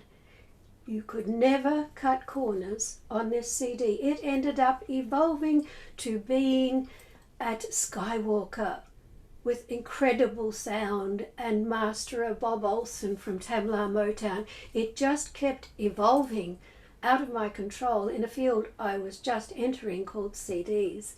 And so it's a magnificent tribute in that it ran itself. I called it the Mehera ship. It just kept floating and evolving to these incredible situations. So anyway, what I'd like to do is sing the first Mehera song because he stopped banging. Good boy. Behind me here you'll see that I have Mehera's green woolen skirt that you see photos of her in. And here we have her Mehera's own Baba button. Oh my. She did not give it to me, she gave it to Franny. She told me not to wear it on the inside of my bra because that's how her perspiration got around the edges of it. And Franny asks me to wear it so she can kiss it and she can look at it. Clever child. I have on a top that's made from material. Mehera gave me a lot of material to make little dresses for Franny, but this one came out of her drawer. She was about to have Casey or the tailor make it into a top, so I made it into a top for a play for someone playing Mehera. Oh.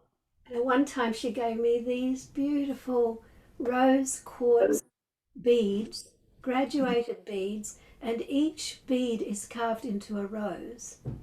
Oh.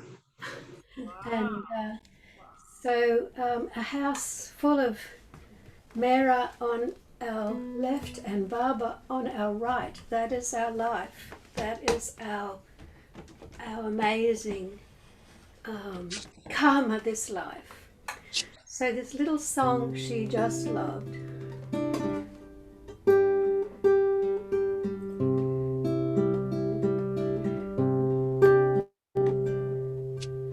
My heart wept for Mehera. I saw her one night sitting before me with tears flowing down her cheeks. I cried as I sang to her there in my dream, as we both sat there facing each other.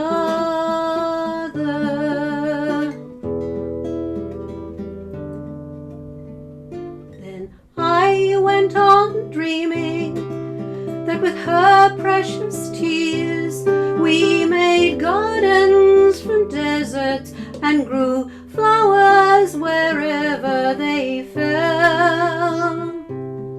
And Mehera came into the garden so beautiful. He walked through the flowers, touching each one, until he was standing beside sweet Mehera, where he reached out to her gently, and they faded from sight together,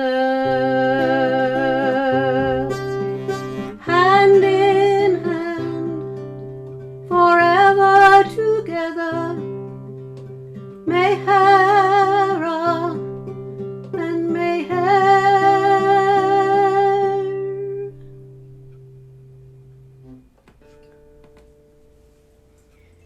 And she cried and she looked into my eyes and she reached up and touched my face and said, "That makes me happy today," and gave me a kiss. After she passed, of course, it became progressively more and more difficult to realize that if we went back, she would not be there loving us. She loved us because of how we loved him. Because of how we loved him. Rainey, could I ask you to sing Divine Remember? Sure. Okie doke. Oh yes. Unfortunately for me, I have beautiful charts of these songs because it's Sam who plays the amazing a lot of the amazing guitar on this before he passed, and he thought it was rather cheeky of me to do this CD, and then he got completely involved with it. The Divine Rememberer was the first time I thought I should write a cheerful song about Mehera. But I got the courage to do that because one night, between the bathroom and Franny's room, I heard Mehera's sapats.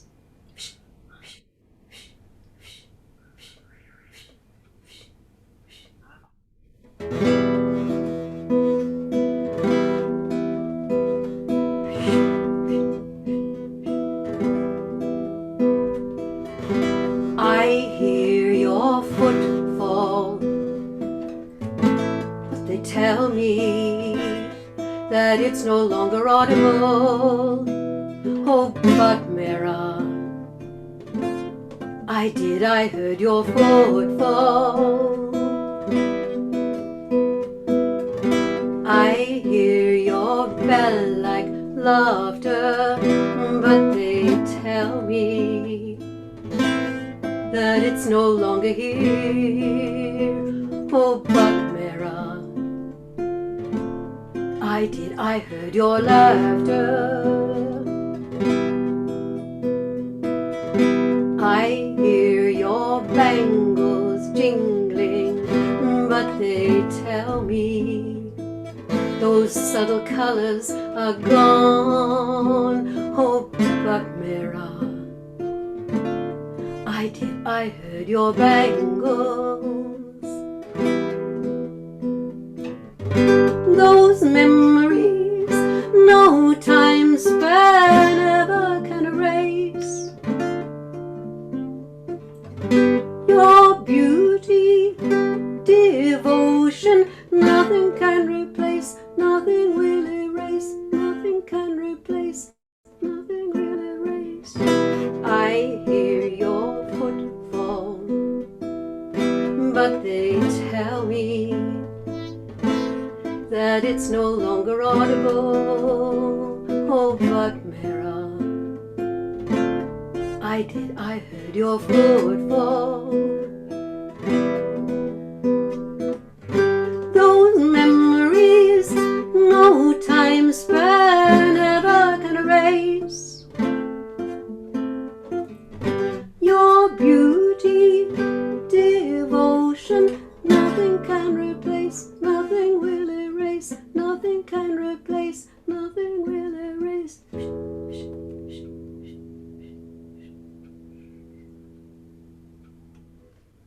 Wow, thank you. Beautiful. Love it.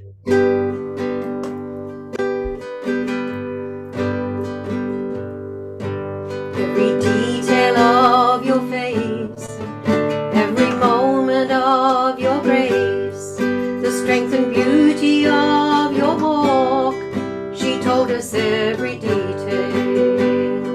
We sat with her and did not know that any moment she would go. The divine rememberer, the divine rememberer, the divine rememberer. Mehera, she told us of your lovely voice, though beautiful silence your choice. Every story of your compassion revealed the depth of true devotion. We came to tea and did not know that any moment she would go. Oh, the divine rememberer, the divine rememberer, the divine rememberer.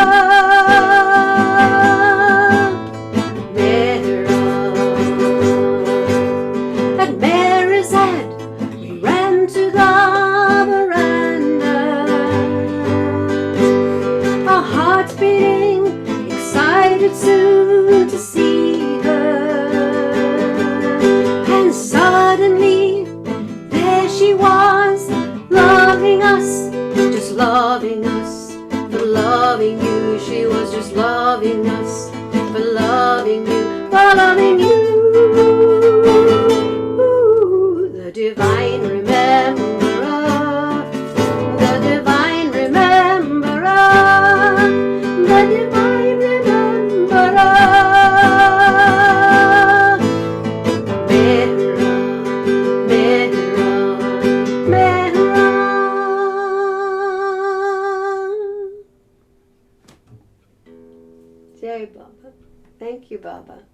Mehera. Thank you, Mani. Rainey, what about Handsome Rider? It always made me think of Mara meeting Baba. Yeah, absolutely. Get your guitar out, Tony. I'm no blues player. Well, one time when I did sing it,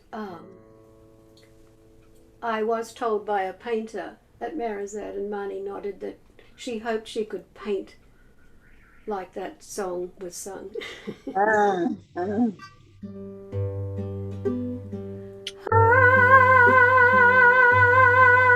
Handsome rider, see what you have done. You made me love you, but you then left me alone. Handsome rider, on your fine white horse riding by, you made me love you, but you then left me to cry. Handsome rider, with your flashing eyes, you made me love you, but you then left me outside paradise.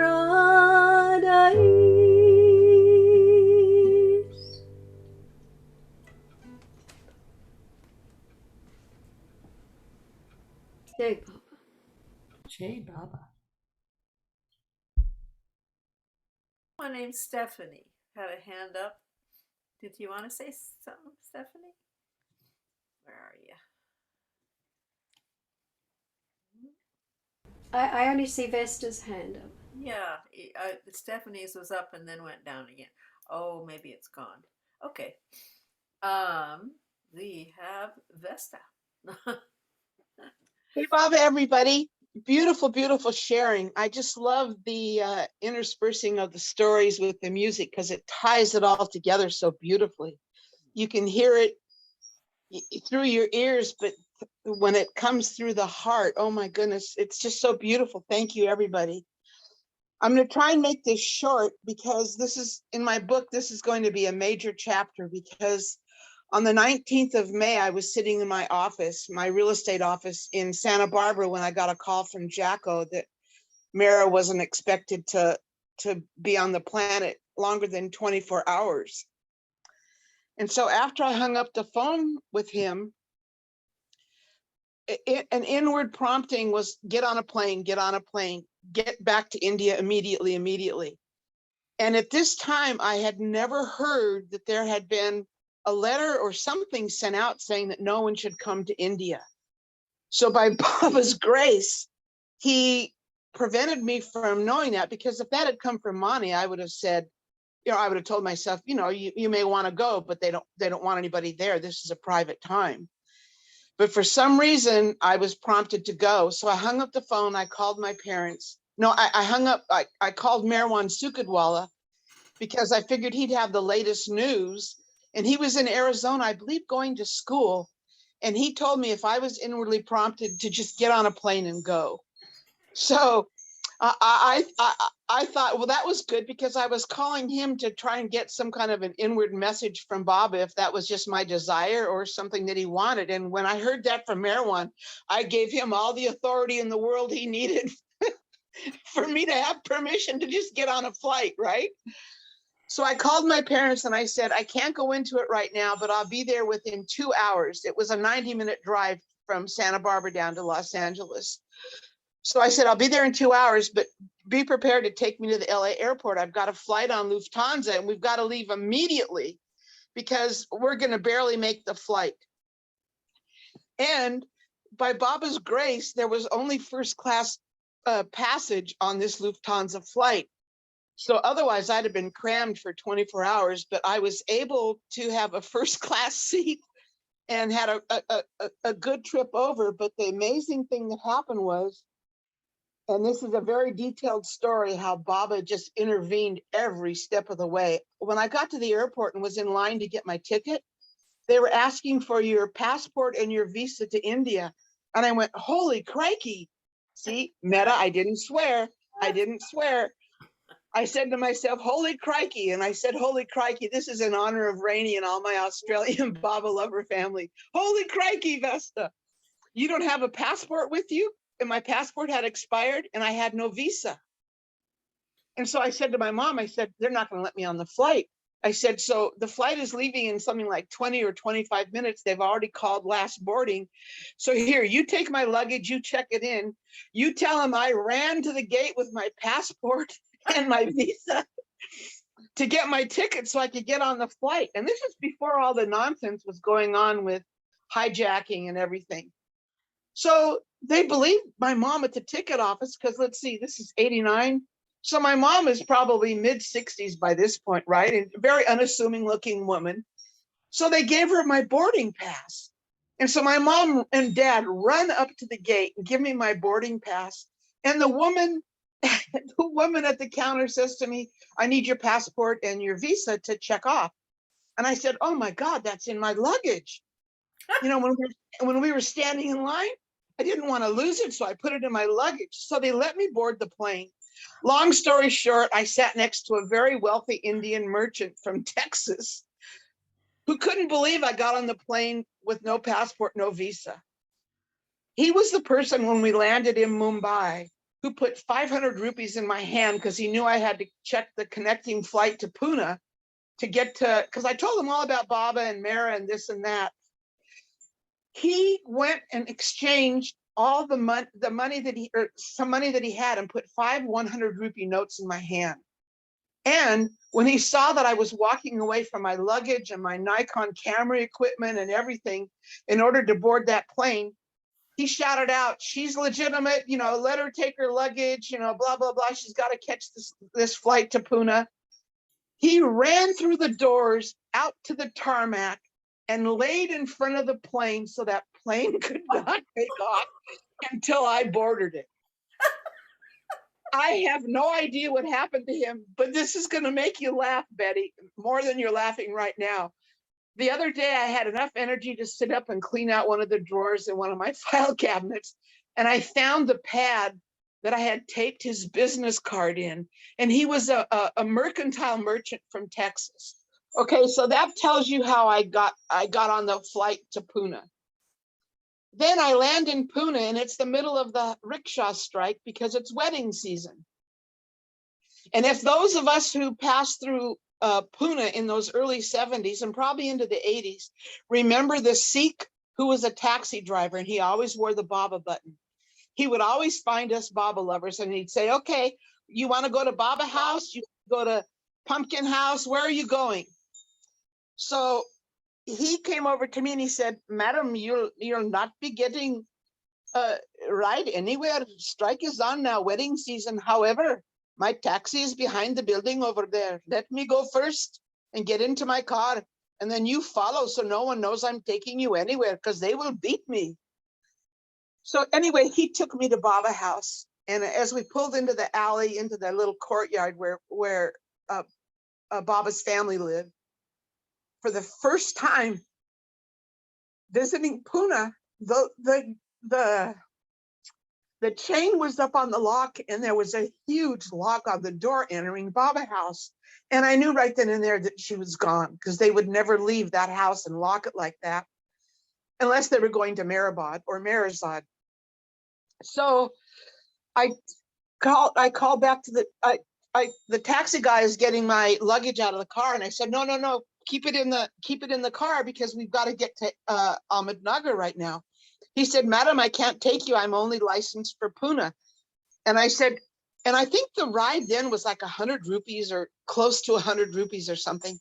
So being someone who was instantly wealthy with 5 100 rupee notes, I took 4 100 rupee notes out of my little change pocket And I said, here's 4 100 rupee notes. If you can get me to Ahmednagar, and I think it was a 2.5 hour drive. I said within 3 hours. I gave or 2.5. It was a 3 hour, and I said 2.5 hours. Whatever it was, I cut a half an hour off.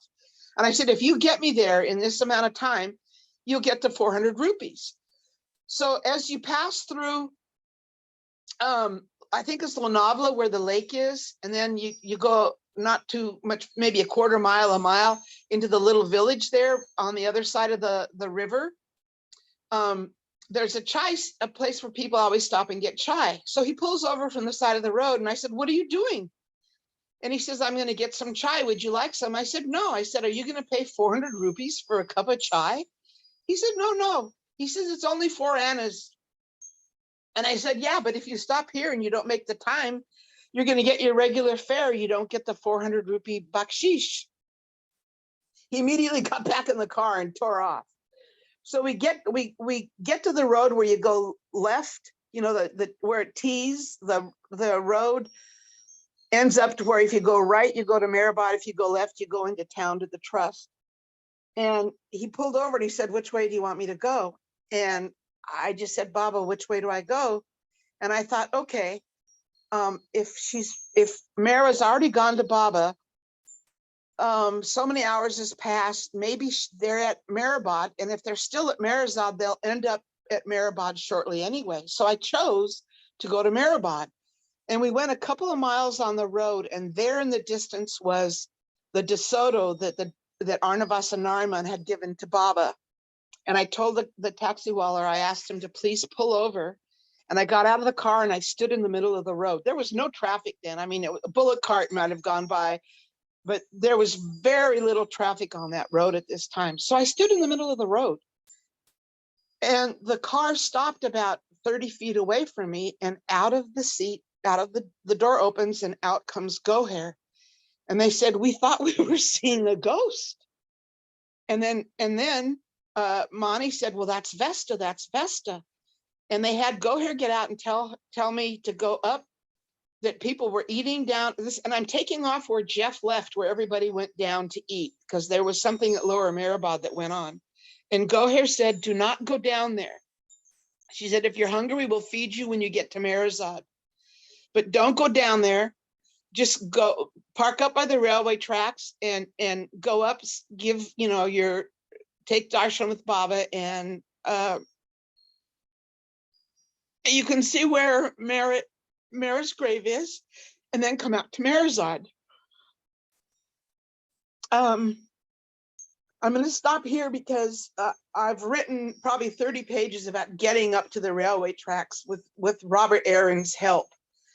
However, I stopped there because I realized once I crossed those railway tracks, the world wasn't going to be the same anymore.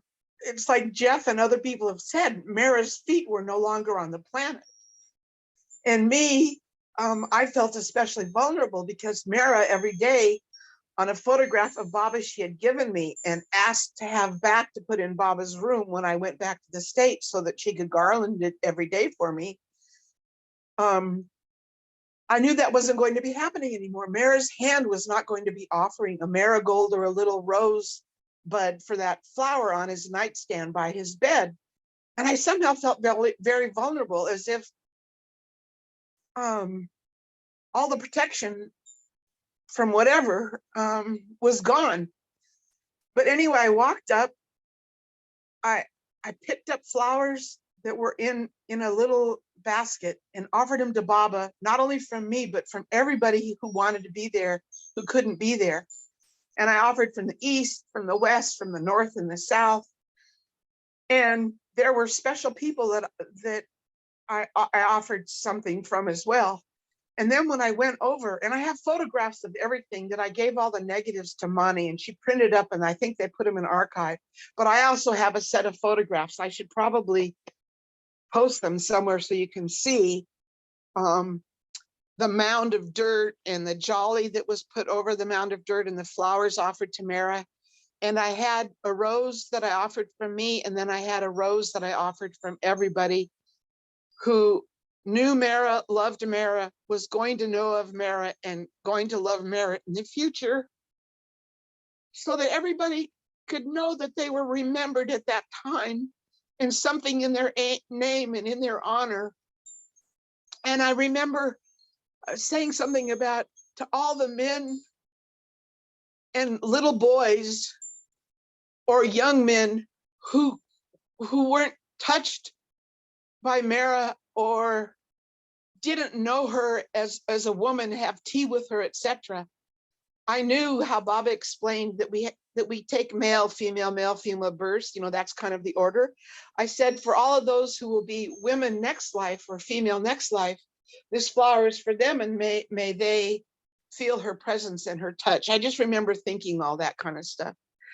So anyway, I get out to Meherazad, and I think it was the next day or so, Mani started writing the missive that was sent out about Mehera's final days, her passing, the interment, etc. And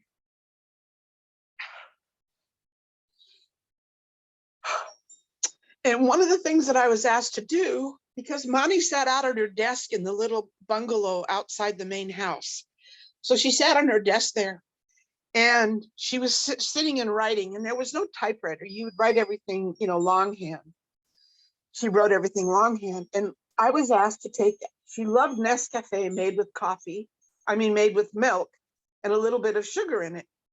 So I was asked to, you know, bring her coffee and biscuits and maybe a little cut up fruit or a karak chapati or whatever throughout the day, and just gently, quietly check in to see if she was okay, because this was a real struggle for Mani, and you could hear her weeping.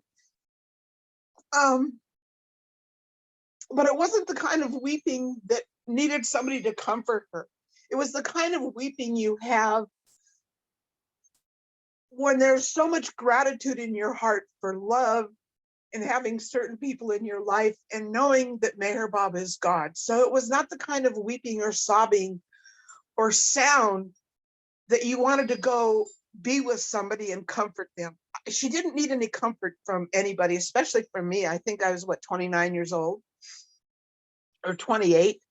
But anyway, on the 10th day, she finished writing this letter.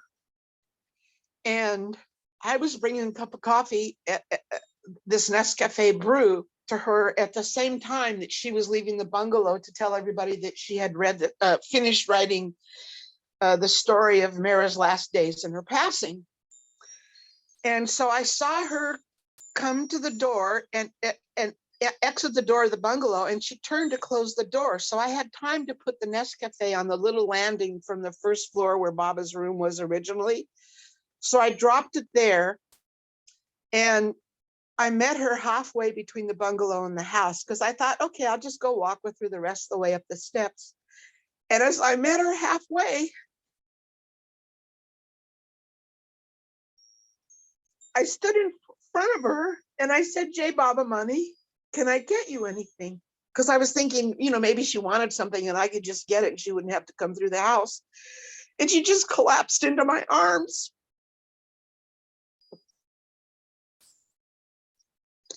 And just started sobbing. And she just sobbed and sobbed and sobbed and sobbed. And I just held her. I didn't know what to do.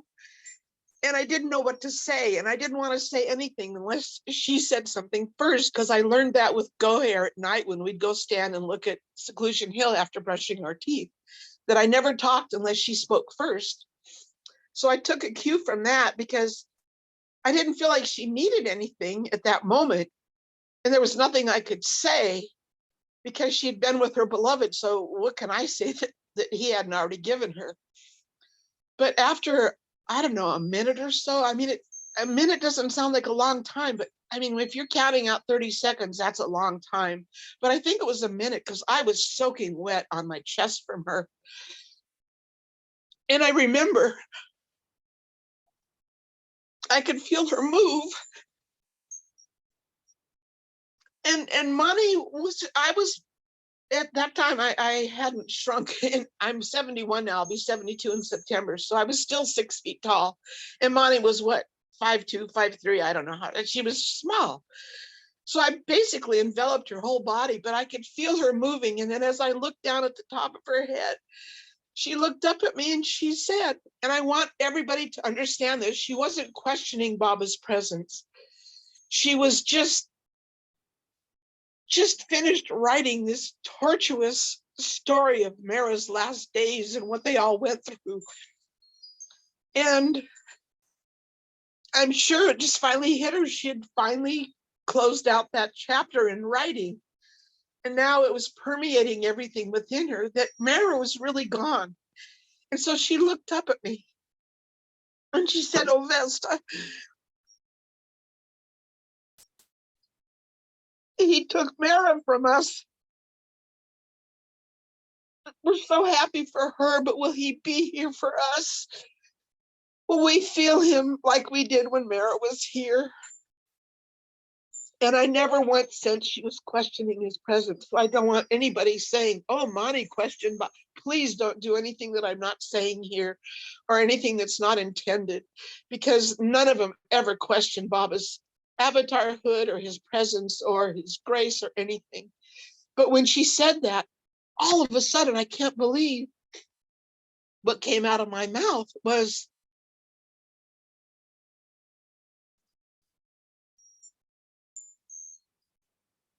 he told us and reminded us that he's equidistant from everybody. Although Mehera was his beloved, you served him through her. Now you can serve him through her, but also out of your own needs and your own desires.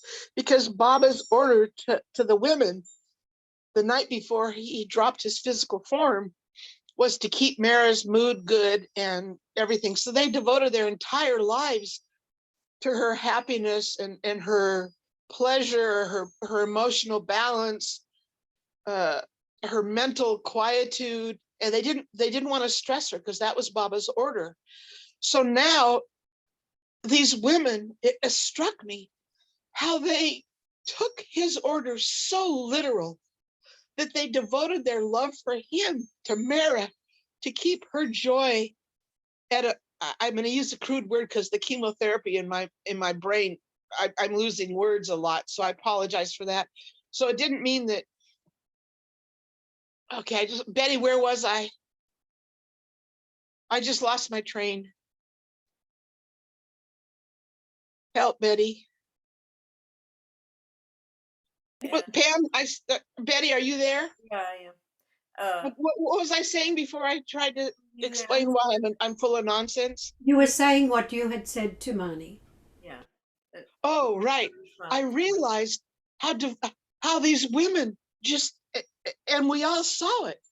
And Rainey sings about it. And the other songs that were played today, the devotion that they had to Baba that went to Mehera to hold his order was so superb and supreme that they lost themselves in it.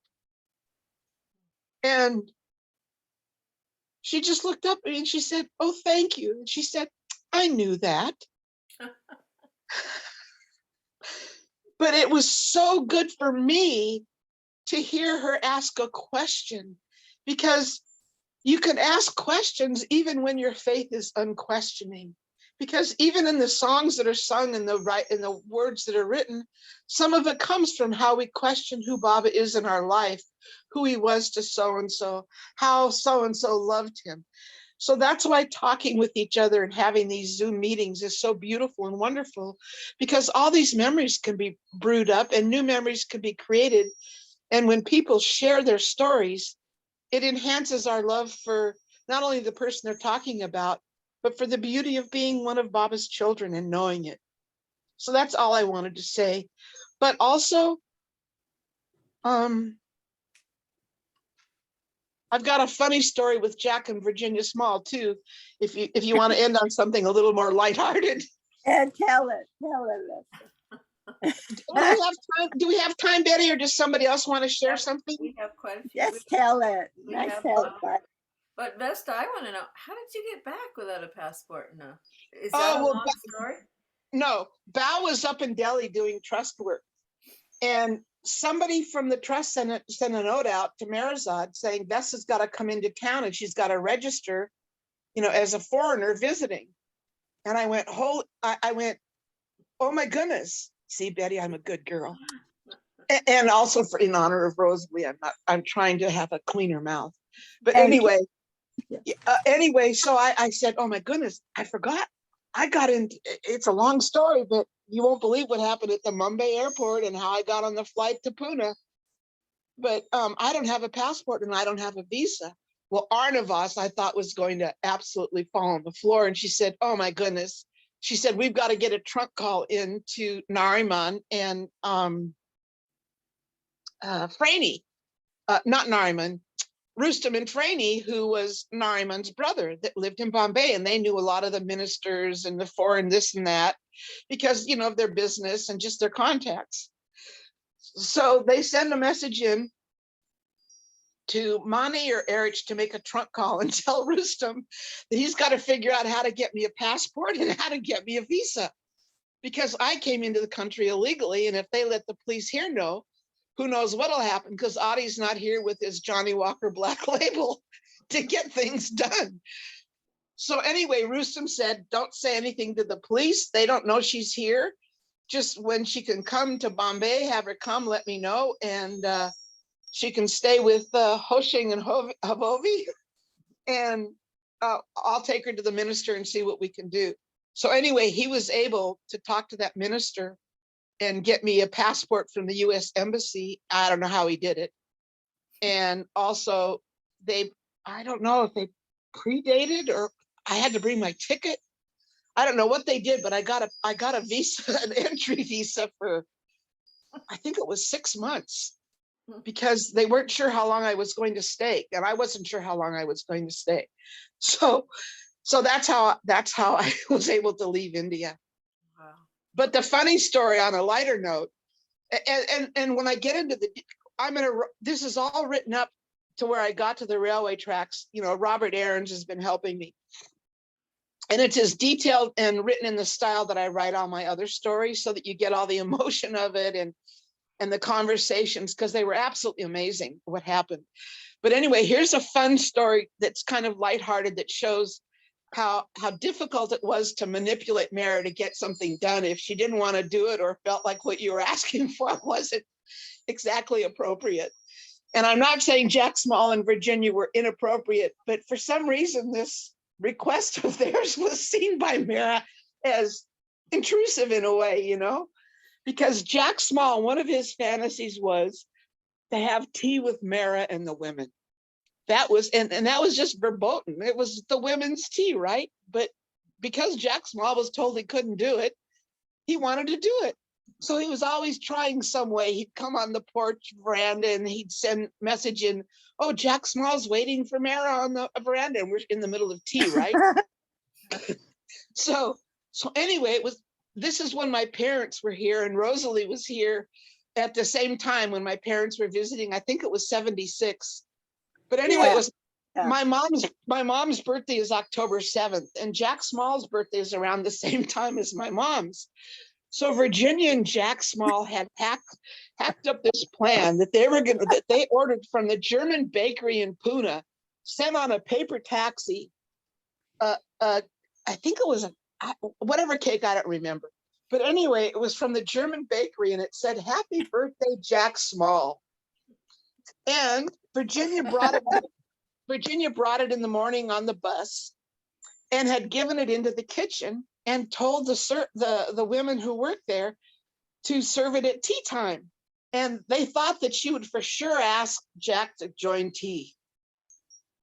So anyway, so tea time comes and Mehera's pouring the tea, and Virginia is saying, oh, is there any goodies that you want me to bring from the kitchen? And Mehera said, no, I'll take care of that myself. Da, da, da, da, da. And so Virginia said, are you sure? Is there anything I can help you with? And she said, I think I heard Jack. I think Jack's out on the veranda. And she just kept hinting and hinting and hinting, and Mehera wouldn't even look over. And so she said, okay, everybody.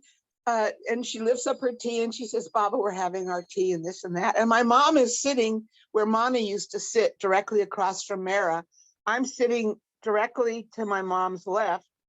And then there's Katie, and I think there was Rano, and then Virginia was sitting next to Mehera at the end of the table. So Mehera says, just a minute, I've got a special treat. I'll be coming back. And And so Mehera had, unbeknownst to any of us, gone and opened the box with the cake, thinking it was for my mom because she wanted to celebrate my mom's birthday at tea time, right? So I forget what Mehera had done special. I think she had nacho rava for my mom, because that's what they would have on special occasions, especially for breakfast, right? So Mehera comes back with a rava and she says, she puts the plate down and she says, but wait, she says, I've got something really special.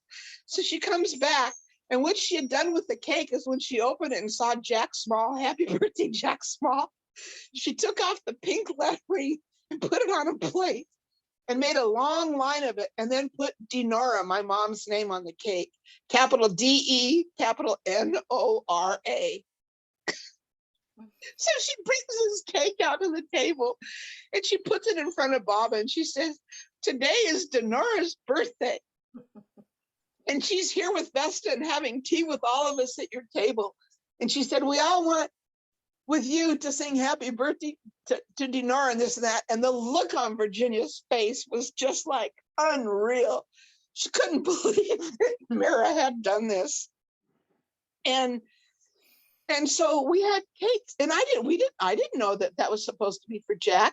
Arnavas, none of them, none of them knew what Mehera had done, because she knew, I'm pretty sure she knew that maybe Arnavas or Goher would have said something like, you know, if you want to take Jack's name off it, that's okay, but don't relegate Jack's cake to Dinora. You know, you can say that, you know, it's Jack and Dinora's birthday, or, you know, Virginia brought this out, you know, for, it was Jack's birthday, but by God, she didn't want Jack's name on there. And she didn't want anybody to see that she put my mom's name on it. So anyway, we're all celebrating and having a good time, and didn't find out till later from Virginia. I don't know if it was that day or sometime later or whatever, but anyway, it became known. Maybe Mehera told us at dinner that night. I can't really remember right now, but told what she had done, because she couldn't believe that they were trying to use that to sidle their way up to the table with a man at Mehera's tea with the women, because it was his birthday, and they sent this cake from the German bakery in Puna special. So here it was, this cake with my mom's pink lettered name on the happy birthday to Nora. And Rosalie was at that tea table. What? I couldn't have been there. I would have left. I would have rolled on the floor. You probably did. Oh my gosh, because wow. Yeah. When I was there, but it was so natural and normal. And I don't think we ever told anybody that Mehera had changed Jack's name off, because we didn't know how people would relate to that. So you were probably there and just thought it was a normal tea, and didn't, you know, nothing stood out to you at that point. But look how you're laughing now, and that's why we didn't say anything then. Poor Jack. Yeah, but it isn't, I mean, that's just so funny. It was like Mehera was like, wait a minute. Just because you live here, you're not entitled, and you're a man. Just because you brought a cake doesn't mean you're going to have tea with the women, and just because it had your name on it doesn't mean that it's ultimately going to, you know, be for you. So I thought that was just a funny thing. I've got pictures of it. Anyway. Oh my God, I love to see them. That was pretty funny. But Mehera was honoring your mother. Yeah, it was pretty funny. I remember sitting there. They were just so sweet. Mehera, everyone they were so happy that Denora and Jack were there. Yeah. Yeah. Oh, yeah. Do you want to hear another funny story about the sister that Goher and I invited out for lunch from Booth Hospital, which was the Salvation Army hospital in town? Do we have enough time? We have time. Yeah. Does it relate to Mehera? Yes. Oh, lovely. Thank you. Yes. So one of the things that we would try to do is go here at the dispensary. We always sent really problem patients that we couldn't treat properly, or needed surgery, or needed x-rays, or much more medical intervention than we could provide at the dispensary. So one of the things we would do is certain doctors from town, we would invite out to lunch. They would have lunch with the men or this or that, and they'd get a tour of Marizot. They'd walk up to Seclusion Hill, whatever. So this time Goher had invited the sister that we sent patients to at Booth Hospital out for lunch with Mehera and a tour of Meherazad. And she was invited to come sit at the clinic so she could see all the patients that come through the clinic. So we're sitting in the clinic and Goher's explaining to her some of the patients that we routinely see and the inoculations that we do, because we'd have polio outbreaks, typhoid, cholera, TB, all kinds of stuff that we would treat out there. You know, plus we'd call the bone setters in if somebody came in with a broken arm or broken leg or something like that, and the bone setters would go to work. So anyway, so she's sitting with us and then it's time for lunch. So we go in for lunch and we could tell that this woman who we barely know, but we send patients to, is very uncomfortable with us believing that Meher Baba was Jesus come again. So we're a little bit nervous about how lunch is going to go. And it went, let me tell you. So we go in and we're having lunch and Mehera's talking about Baba this, Baba that, telling a little story here, a little story there, and talking about Padre setting up a dispensary in Lower Meherabad and Adi treating people, you know, homeopathically and this and that.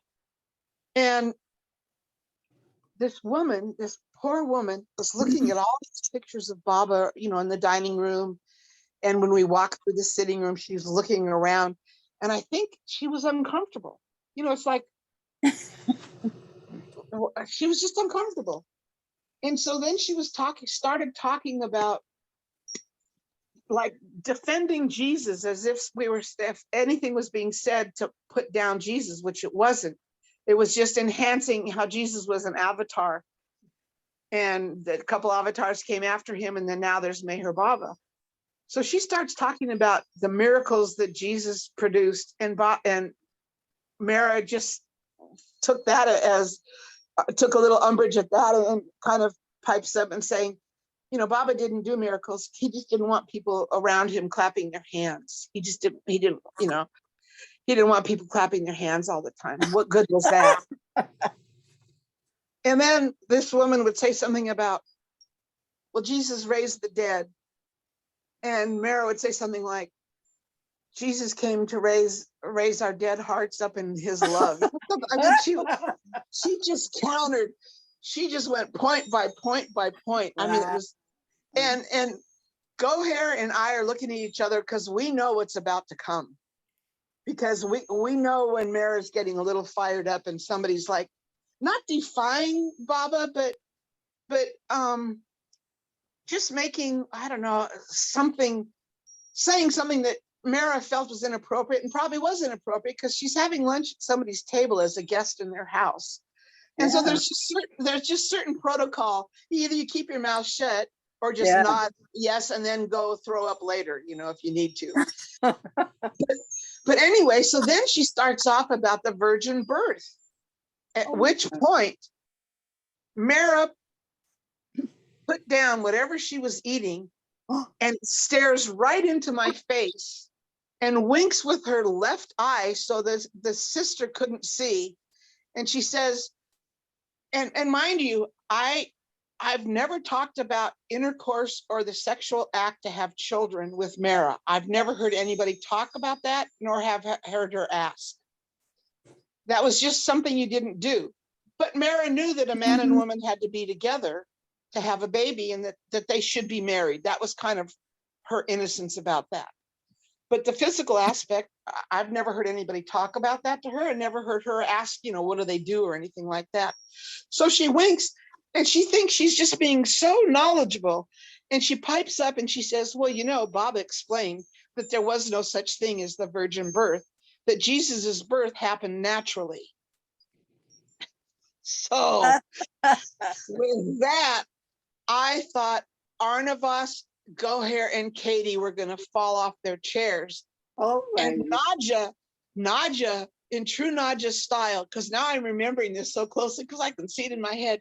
We must have had radishes that day at lunch because what I'm seeing Nadja do, because Nadja was famous for biting into a radish. And you know how when radishes, like in horseradishes, how it gets into your nose? All of Yeah. a sudden, the room is absolutely dead silent, and Mara is still looking at me. And Arnavas, Goher, and Katie are trying to hold on to their chairs, and Nadja just pipes up, "Oh, it goes in the nose." And so that broke the tension. And then Goher said, "Well, has everybody had enough to eat? Is there anything else you need to know about the dispenser?" So she just completely changed the subject. But what I liked about Mara is when she was unabashed about who Baba was, and you could try and say whatever you wanted to, but she'll correct you. And whether you accept the truth or not didn't matter to her as long as she said the truth. It wasn't her job to make you accept the truth. It was just her job, her duty to say the truth. So Yeah. anyway, that's those are two kind of fun stories how Mara just, if there was something inappropriate around Baba, she didn't mind telling you, but you could go ahead and do whatever you wanted. Or so, Bess, when you're saying it was a sister, what was it, a Catholic nun or something? No, she was, I think they called each other sister and brother at Booth Oh. Hospital, because I believe it was Salvation Army run. Oh, right. And so we were trying, we'd have the doctors out with the men and all that kind of stuff. And so this was an outreach to this woman who kind of, I don't know if she had, managed the nurses or whatever, but she was some administrator at Booth Hospital. But boy, was she uncomfortable at that table.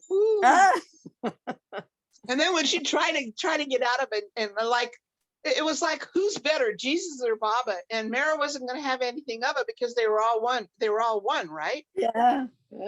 So anyway, so I thought that was kind of Mara had her fun side and would be very playful with people, whereas some, she could have been a little different, taken a little different approach that would have been a little more heavy. But the only time she got heavy was when the virgin birth thing, and then that was just like, okay, I've heard enough.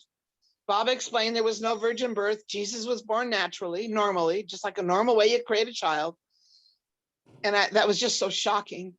Oh, and then the other thing, after that was said, I'm just remembering this. Then the sister said, yes, but Jesus rose from the dead. Oh my! And Mara turns to her and says to her, Mara did rise from the dead eventually, but they rescued him out of the tomb and anointed his body, and he went and lived for years up in Kashmir and was buried in Kashmir. Oh my God. So now at this time, I had not seen Jesus's tomb in Kashmir. So I didn't say, oh yeah, I saw the tomb. I didn't say anything. And I wonder if I had already seen that where Jesus was said to have been buried, that I was showed up in where Chanji was the Christian cemetery where Chanji was buried. And then I was taken to the hillside to where the tomb of Christ was said to have, occurred. So I didn't say anything. And I also knew not to say anything when Mara was doing whatever she was doing. You just kept quiet. Even they didn't interrupt her until there was a quiet. I think it was the H-bomb that was dropped about, he didn't rise from the dead at that point, but he did later in Kashmir. And then it was like, Goher said, now, is there anything you want to know about the dispensary? Is there anything we can do better? But she just changed the subject immediately. But anyway, so those are two kind of fun stories. Oh, I love it. Any questions? Mara enjoyed This has been lovely.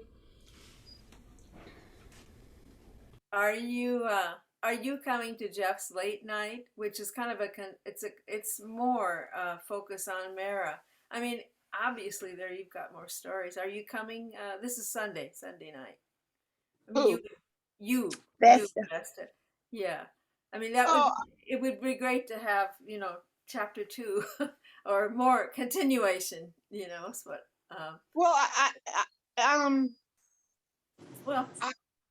I know my stories. I don't know everybody else's stories, and I'm just really enjoying hearing everybody else. Well, everybody will be telling their stories. Just we should let people know that there is another opportunity to share Mara's stories on Jeff's Late Night this coming Sunday.